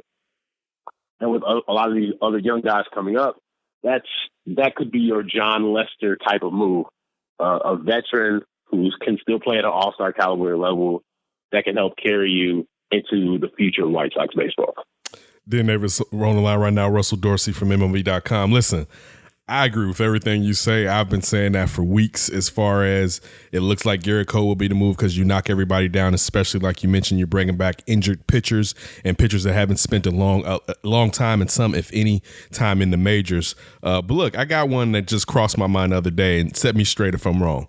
Because knowing the Sox and just knowing how so many teams perhaps maybe out there going for pitching, and with Garrett Cole being at the top of the list, even though the market for pitching has been suppressed, there are going to be a lot of teams looking for a frontline ace like that. What if the time to strike for perhaps that pitcher for the next 2 seasons to alleviate some of the stress on these young pitchers is during the trade deadline? And what about someone who perhaps you wouldn't have to send a prospect back because you'll be eating some money and that team may send you some money? What about going for like a Zach Greinke, who even at 37 can probably give you at least a season and a half and another 2 seasons? I think that's something you consider. I think you're still too early in your timeline to be moving prospects. However, I think with the money that's still owed to Zach Greinke by the Arizona Diamondbacks, he's still performing at a really high level. But because of that money, I don't think you'll have to give up one of your beloved studs, a Luis Robert, a Nick Madrigal, somebody like that. I don't think you'll have to give up one of those guys. If you're willing to eat some of that money, if you tell the Dodgers, hey, we'll eat 70% of the money, 60% of the money, and we'll give you Luis Basabe and Jake Berger. Right. Unfortunately, I don't think anybody will take Big Baby right now, coming off of 2 Achilles tears, in which I feel them because I tore my Achilles too, and it's a hard injury to come back from, but it's possible. But I think if you throw in a mid-tier prospect and eat some of the money, I think that's a deal that you could get done at the deadline. What else could the Sox probably get for Aaron Bummer, Jace Fry, or Lurie Garcia at the trade deadline before it commences? I think the best player to trade, if you're not going to trade Jose Abreu, which if I had to bet money on it, I'd say they will not, ever, not even just this year. I think if you trade Colomé, the next best person to look to trade is probably Aaron Bummer. Left-hander, has been throwing the ball really well this year, has been one of the best left-handed relievers in the game, and has been able to show the ability to get not only left-handers but right-handers out as well. And if you look around the game, there's not a ton of guys that can do that. Usually you want your left-hander to go get out Cody Bellinger, get out Christian Yelich, get out Anthony Rizzo, and now you come out. But because he's shown the ability to get left-handers and right-handers out, I think that's a guy that you could get a decent prospect back for in return. I think Jace Fry is an interesting player to bring up, only because I feel like he's had really rough stretches for the Sox this season. And I think while left-handers are really coveted, especially left-handers that can get those big left-handers, the Cody Bellinger, Yelich types out. If I'm a team that's been scouting the White Sox as a team, I'm more likely to trade for Bummer than for Jace Fry. Lurie Garcia, I forgot about him. I think that's a guy that you probably want on your roster when you're contending. I think Lurie Garcia is a winning baseball player. He can play on a winning team. He plays all these different positions. He can swing the bat. He can do all these things. He can run. I think Lurie is a guy that could be a utility guy for you when you're winning ball games again and when you're winning a lot of ball games. But if a team comes to you and say, hey, we'll give you a decent prospect for Lurie Garcia, I guess that's a trade I'd be willing to make. Yeah. Yeah, you do that in a second. The Nets have went up down to first and third baselines and at guarantee rate. We won't call it Comiskey, but guarantee rate. Have you heard of any other teams that's possibly going to do this within the season? And also, too, were a lot of other teams kind of caught off guard, or maybe even, I would say, a little peeved that the White Sox did this so fast? The Sox are definitely the first team to do it. I believe the Washington Nationals are also doing it. And then the Texas Rangers announced that when their new ballpark opens in Dallas or in Arlington next year, they'll also have nets going all the way to the South Pole.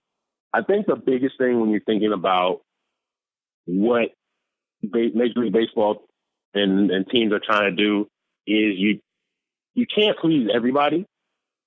But I think this is a situation where it's not about pleasing people. It's about doing what's right. And a lot of times, as y'all know, in sports, people lose sight of that.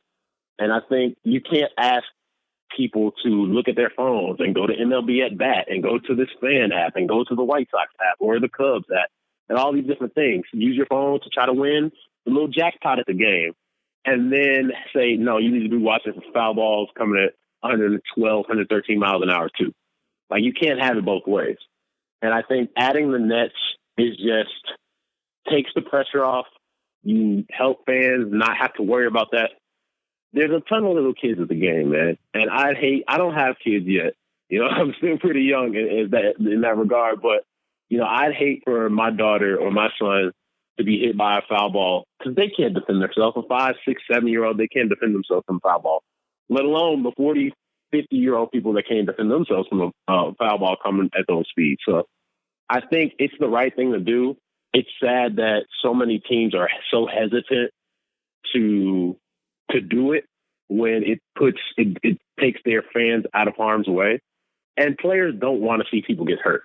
Like, if you guys remember when Albert Almora Jr. hit that foul ball in Houston, he was very hurt by striking that young fan with the ball. So nobody wants to go through that. And it just seems like the right thing to do. And hopefully more teams will start doing it as this year wraps up and hopefully next year. Yeah, I seen a lady actually get hit in a White Sox game alone. I was sitting along third baseline, and it was not pretty to see. But also too, I'm kind of surprised that MLB just doesn't take it out of the team's hands and just mandate it and say you will put up nets. Because of the different ballparks and stuff like that, they can't just necessarily do that. I don't know. I think I would just take it up. What do you say, Russ? I think a mandate would definitely be something that, just take it out of the team's hands and be like, hey, we want our fans to be safe. You're going to do this. It's fine. You don't notice it. You didn't notice it when they extended them in the last couple of years. So just extending it all the way down, it'll be fine. Russ, we're going to get you out of here on this one. I know you was probably working, man, but did you make it down to Silver Room? We was all there, man. Were you at the block party? I did not, man. I did not. Oh. Here's the thing. It's actually funny. I was at the Cubs game, but my brother made it down there, and he said it was a good time. It was a great time. Look, next year, we got to meet you down there, man. Yeah, man. I mean, we got to meet you before then. Let me know. If I'm not working, I'm down. I heard there was dirt there. And it was a good time. So, that'd be definitely something I'd love to get to. Look, we'd love to meet you in person, man. Look forward to talking to you down the line. You have a good one. Thanks, Russ. 100%. Thanks, guys. Appreciate it. No doubt. And that was Russell Dorsey, Chicago reporter for MLB.com. Follow Russ on Twitter at Russ_Dorsey1. All right, gonna come on back. Let's end this show out. D and Davis Show. What's up, Chicago? This is Chris Sosa from Red Eye, and you're listening to the D and Davis Show. D and Davis, the final hour of the show. We got a lot of topics to get into before we get up out of here. One is the NBA owners are meeting, and they might change free agency. People are upset. That people are concerned that there are tampering perhaps before the June 30th tampering line at 6 p.m. Seemed like a lot of these players got signed. I heard it was a lot of voices in the meeting led by Michael Jordan, speaking as the head of Labor Committee, discussed the possible need to revisit free agency rules in the next collective bargaining agreement.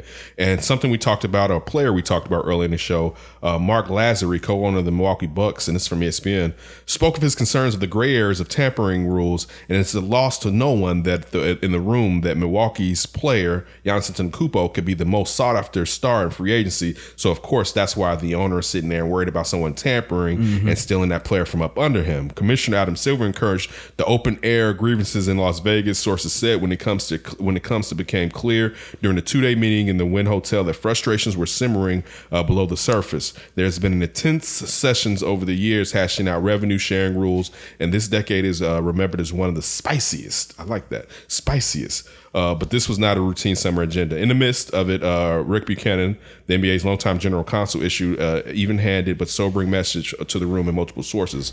Buchanan told the governors that as partners, they were entitled to expect all teams to abide by a common set of enforceable rules for free agency, and that the league office would come back with a proposal for a revived set of rules that would then be strictly enforced. He asked the group if they were comfortable with the league seizing servers and cell phones, a line that struck with many in attendance, according to the source who recounted the scene event. So the owners was like, yeah, we tired of this.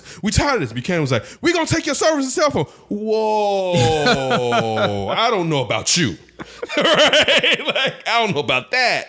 But look, people are upset, especially these small market teams, especially after what Kawhi and Paul George did. Well, Paul George's basically contract was written on toilet tissue. But what can they do?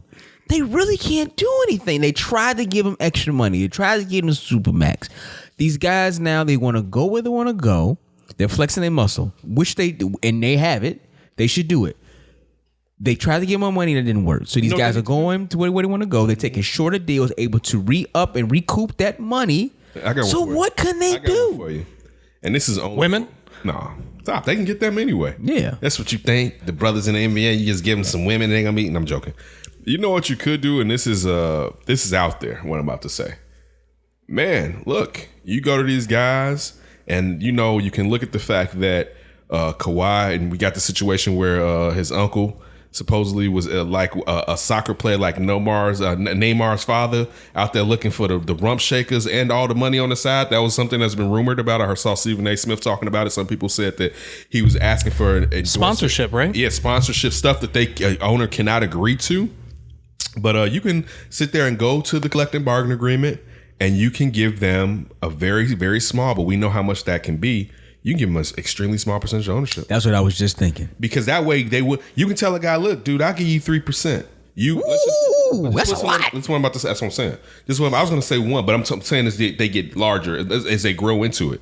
You can sit there, go to your council, and even let's just say it's 5 dudes that's owning the team. All right, we all give up a part of 1%. All right. But yeah, I get it, but your gate. You think about if you can sit there as a business person and know that clearly there's no chance that Giannis Antetokounmpo is going to leave Milwaukee for the next 14 years. That 3% ain't shit. But this is the thing, though. You give him that deal, he steps out, he has a major injury, and is never the same. What are you going to do? Take the 3% from him now? No, this is. I know I ain't giving it back. This would be the thing. If he wouldn't get to the 3%, I would initially give you 1%, and it would increase through the time that you're there. I don't want to give you nothing. I'm sure, but the question was, how do you keep your player there? So what are you going to do then? I don't think that's an option. I don't think. I didn't say it was. I said it was out. I said it was out. Yeah, it's out there. That's what are you going to do? Give me. I don't think there's anything you can do. I don't think there's anything you can do. You have squat to add to this segment. No. All right, as we continue. No. I think what you're announcing, what you would do is crazy, and the owners would never do it. I don't think. I'll tell you why it's not crazy, but you can't say the owners would never do it. You know why? Why? Because Polian gave Michael Jordan half of the team for nothing.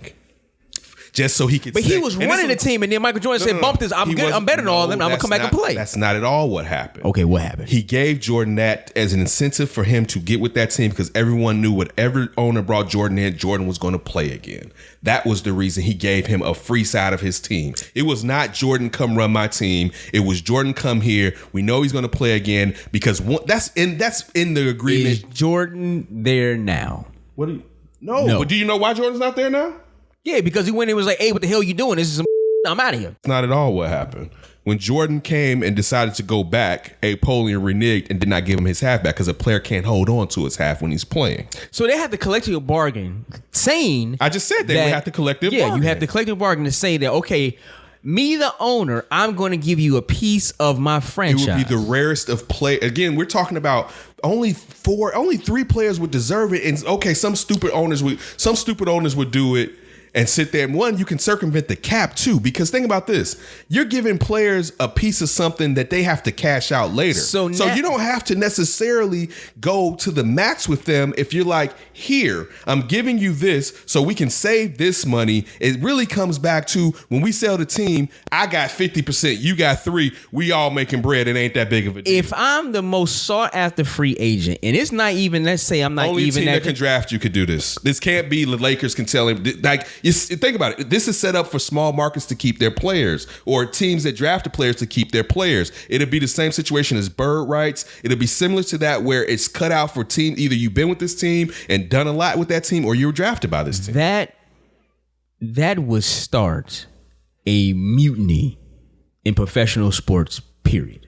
Because then every union is going to say that has a big time free agent, a Mike Trout or whoever it may be, Bryce Harper.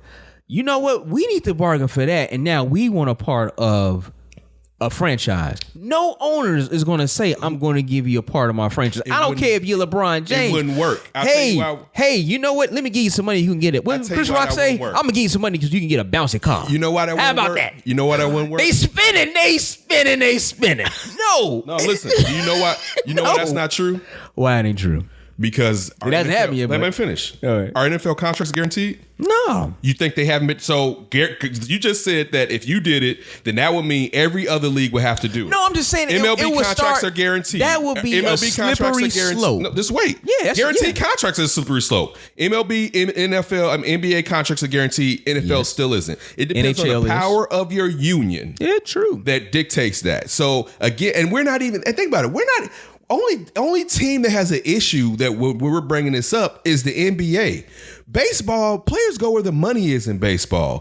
Football, players go where the money is in football. The NBA is out of the only big three, is the only team that players turn down significant money because of their endorsement deals and what they do and go where they want to go. Everyone else goes to whoever puts the biggest contract out. That's true. I mean, but you're talking about like the rares of air when the NBA That's what players. I'm saying. The rares of air, the NBA players, they're the ones who typically dictate where they're going to go.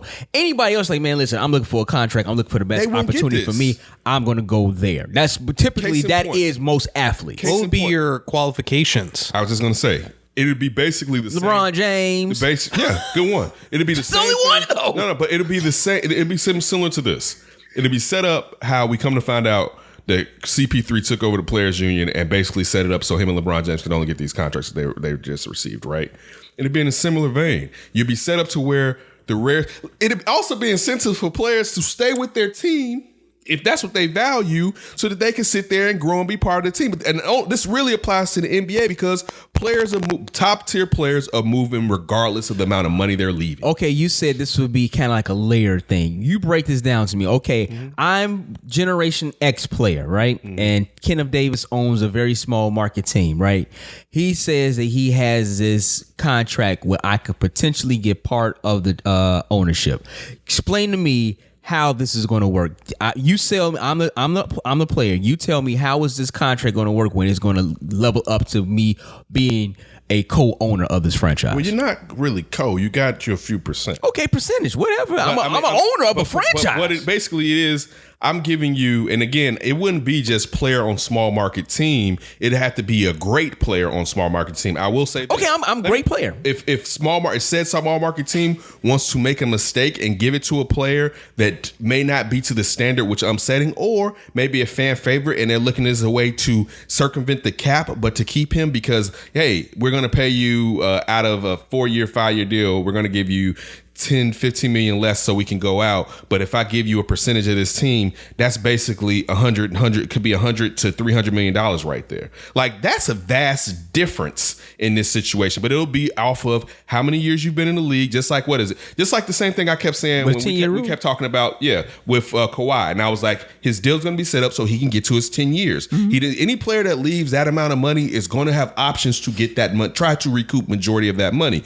So it's going to be set up on your 10-year rule and basically go from there. We already know rookies have to, or first contract players have to sign their second deal because that's their first big money coming off of a tiered rookie salary cap. Right. So I'm saying it's crazy, but I'm coming up with something to help the NBA in a situation where players only want to play in 3 markets. What if it's a piece of like sponsorship, like what they make off of like marketing for off the gate? It's a lot of tampering and stuff because then what if then you get into a situation, what if I got Nike as a sponsor? What if I have a sponsor? It's like sponsors. Yeah, but I'm saying, what if it's like a booster situation in college to where it's better if it's coming from the owner, but if you're involved in the sponsor, it could be a slippery slope. Also, when you're involved, I'm saying, let's say it's the team's apparel of you.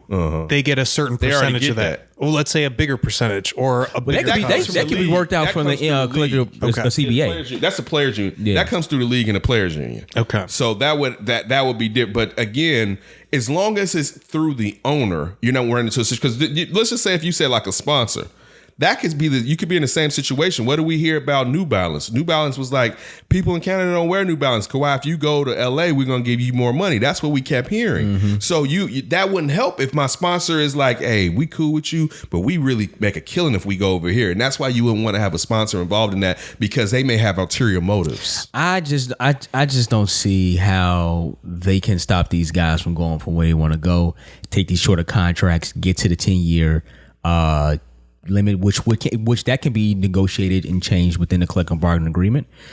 I just don't see how it's going to change, really. I mean, I think this one thing about the genie is out of the bottle. Like, you have the super teams, but now it's kind of like retro now. You have just 2 guys. I know people are wanting to try to get the 3rd guy, but now it's, at least for this season, it seems like the big 2, the way it used to be. But yeah, man, I think these guys understand their power, and it's the one league where there's so few players. and one or two players hold so much power when it comes to a particular franchise. It's just going to be hard. Zion signed his shoe deal, going back and forth with Melvin Taylor, Harlem radio host. Melvin, our boy, getting on Zion for signing with Jordan Brand. And I was like, I don't understand what you thought this dude was gonna do. I put up some S. Carters because he was like, he should have went with Jay-Z because Jay-Z is Puma's biggest person. I'm like, what young person is like, I want to wear Jay-Z shoes? Like, who is like, man, you see them new S. Wait a minute, who signed with Puma though? Didn't Puma get quite a few people? Man, they ain't got. Who did they get? No, they did get somebody, didn't they? They got Andre Ayton.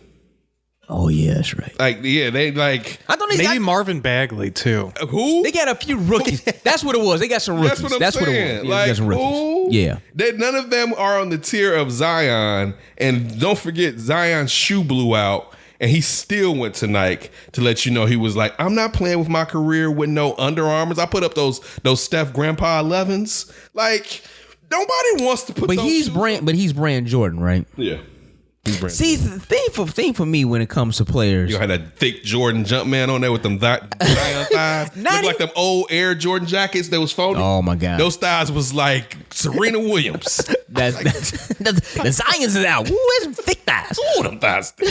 No, it's something to me when you have to go to somebody else's brand.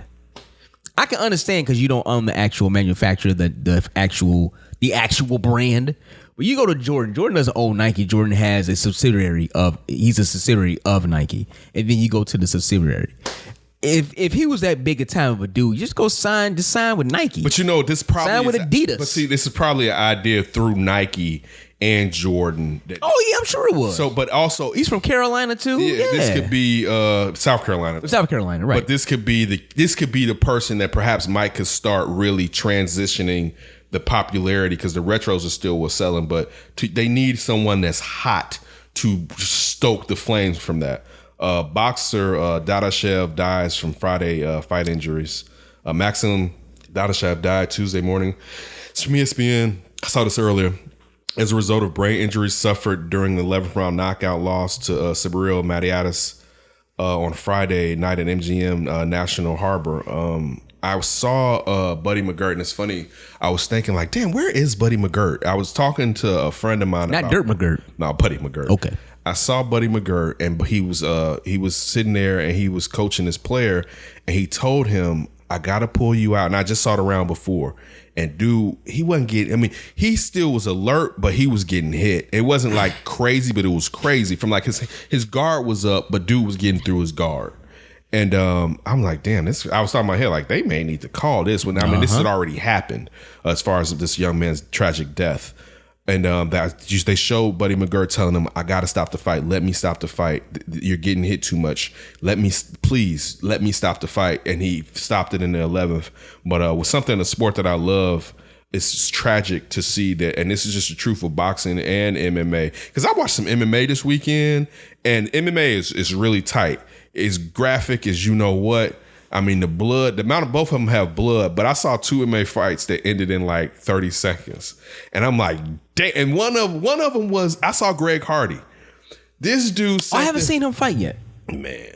Greg Hardy, first of all, is in his proper place, and he's undefeated, right? Is he? I think so. He is. I don't think so. Maybe not. But he hasn't really fought. I don't think so. But he hasn't fought. Oh, you know what? I take that back. Yeah. He is definitely either drawn or been defeated. And again, undefeated isn't the same in MMA because anybody. I mean, in these combat sports, anybody can knock out. In MMA, anybody can get knocked out. Is he UFC though? Yeah. But he was sitting there and he's taking on this guy who was talking a lot of crap about him. He's 5-1-0. And he was talking to this guy that was talking a lot of crap about him. And he sat there and the dude he went high and tried to sit there and wrestle him because everyone, since he's a football player and he's more of a striker, wants to get him on the mat. And the dude went low and he was high. And I was like, that dude a little bit too high. And I'm not the MMA dude. I'm much better with my boxing.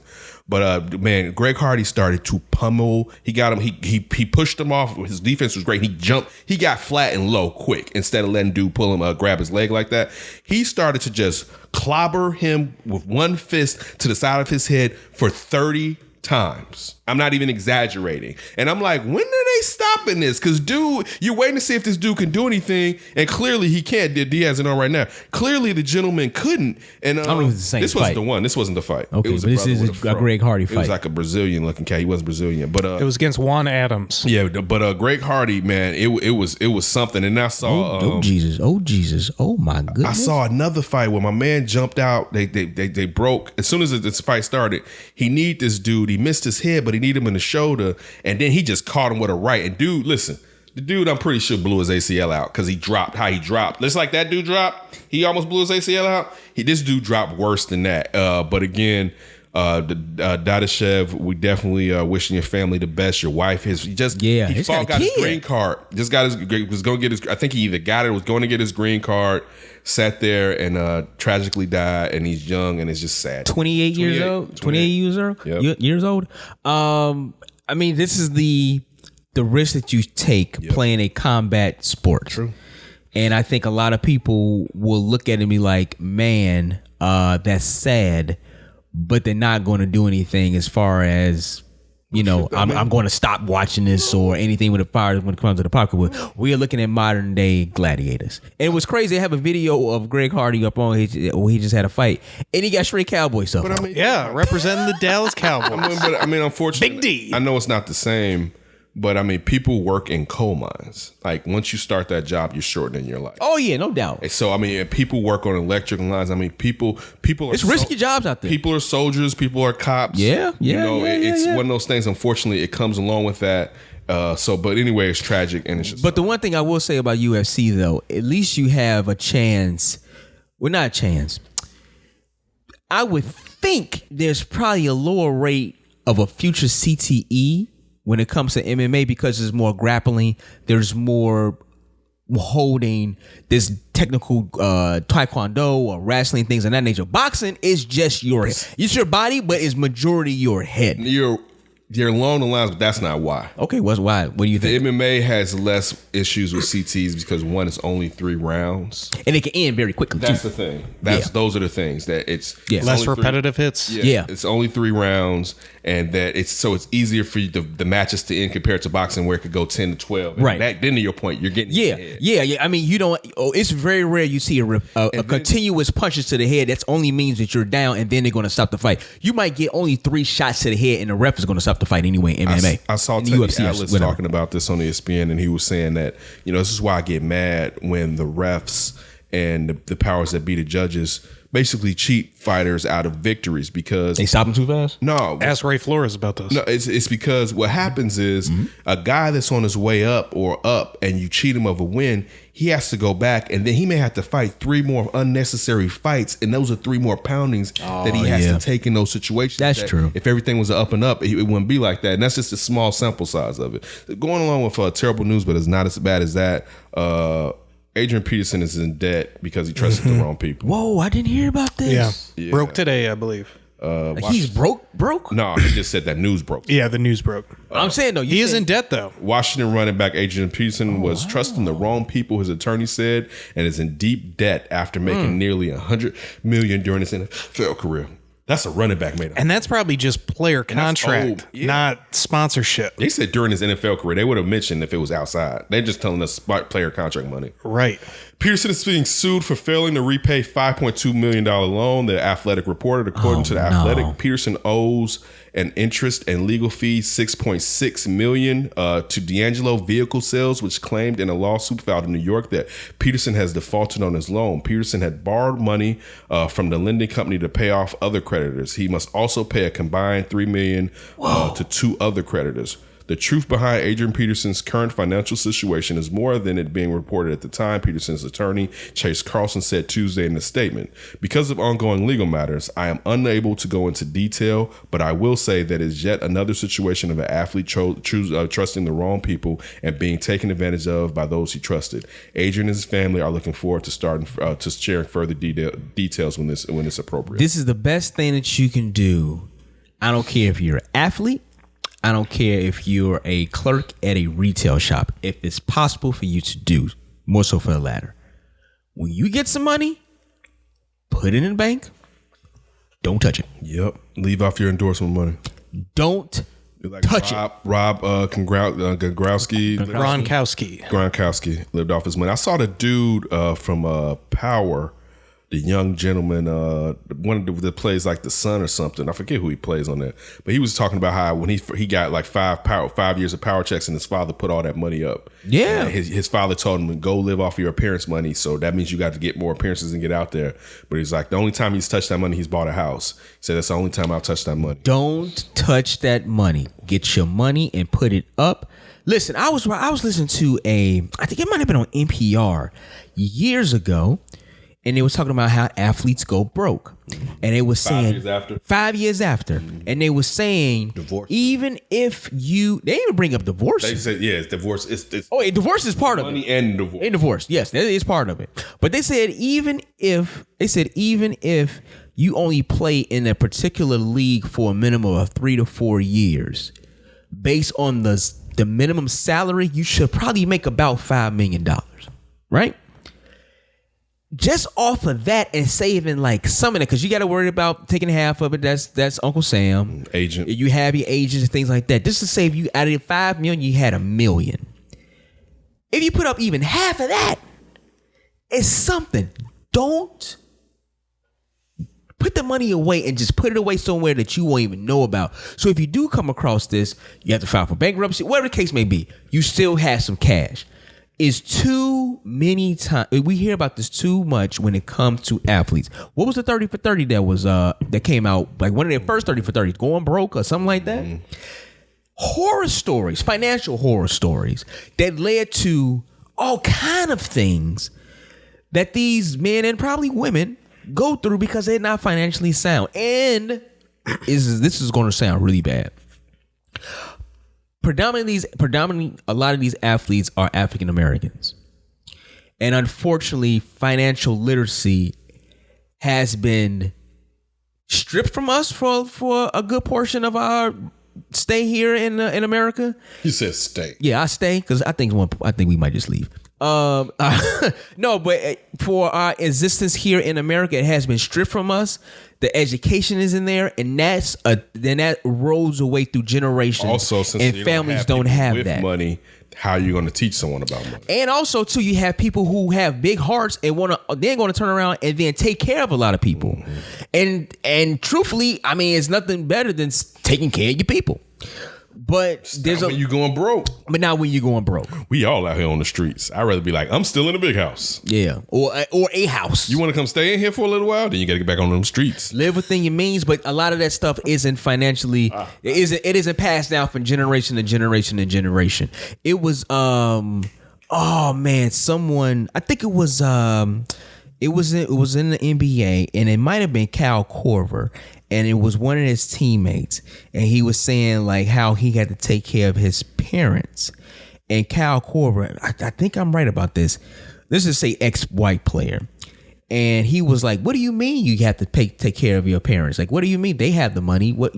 It was like not generational thing. It was a cultural, racial thing. So a lot of these things I kind of factor in when you do hear these stories. And unfortunately, it's a lot of African American athletes that have this story.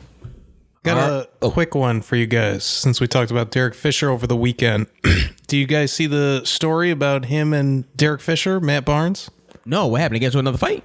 Well, Matt Barnes is trying to lower his payments that he gives to his ex-wife, Gloria Govan, who is the fiance of Derek Fisher. Yes. And he's trying to lower his monthly payments of child support from $20,000 to $1,000. Damn. Based on Derek Fisher being together with Gloria. So they're about to go into the courts. He got money? You with him now? So that's what Matt Barnes is saying. Them your kids. You left me. I saw the car going away. You take care. You tell that to take care of your ass. It's a dude. I forget. Wow. This is child support or alimony? You know, dude. Child support, I believe. You know, dude. Well, you got to take care of your kids. I wonder how many kids they got together. I think 2. 2? Yeah, they was like, man, daddy, this man over here, Matt Barnes, I think he drove from like Malibu to Calabasas on that ass. Like, for real, I'm not even lying. He was like, daddy, that man back up in here. What man? The one that took the shot with... Damn. I love Matt Barnes for doing that. Like, you want to do that, man? Put that on that man with his coaching contract. And then he still got a divorce. He had a divorce settlement. So think about it. Most of the money that depended on, and I would think he got married. Man, he may have got married in college, but maybe he was married in L.A. But Derek Fisher, all that money he made, he got a divorce. What in the last 5 years? I was something like that. Yeah. So because remember the Utah thing, he was still married when he got out of that one. So what's the Sparks paying? About $5, and he can get all the rum he can get his hands on out the back. Did you say rum? Yeah. Damn. Jim Buss. He get to go with Jim Buss stash. There's Derek Fisher again. Jim back there with that horse, man. He be like, nah, man, I got to go back and get my rum before I get up out of here. That's how they paid me. He said rum. Damn. Rum. They paid this motherfucker. The LA Rum Runners. They paid this motherfucking fifths. God damn. Great week. Forget about it. Drink your pains away. He be like, man, Candace up tonight. All right.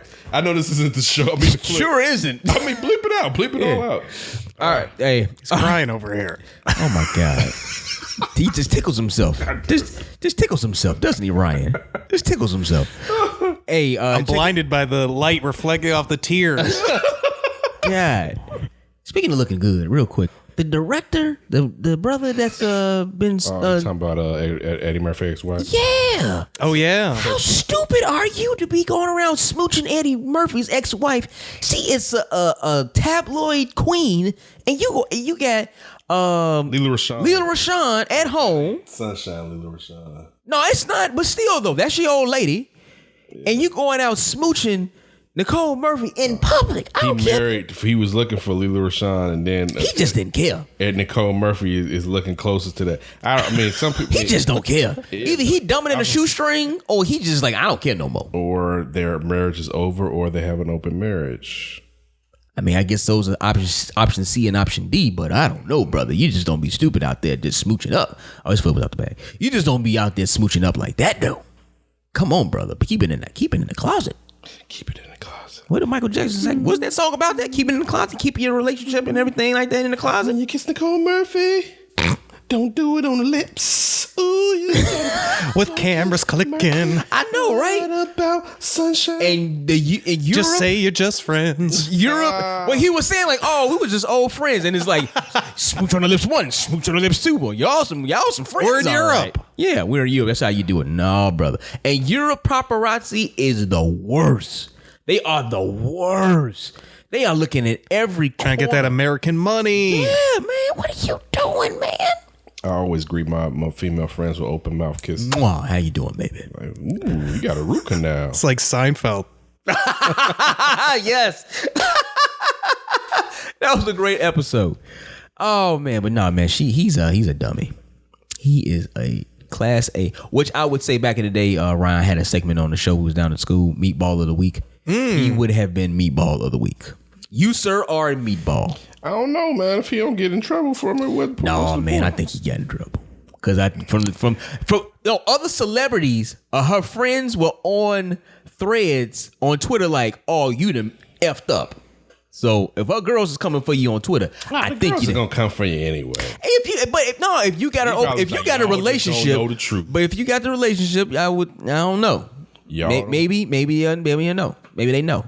Hey, check us out on Twitter and Instagram at D and Davis Show. Once again, it's at D and Davis Show. iTunes, SoundCloud, Google Music, Stitcher, the TuneIn app, YouTube, or on Anchor, which kicks you over to Spotify. We on Facebook.com as well. Facebook.com/D and Davis Show.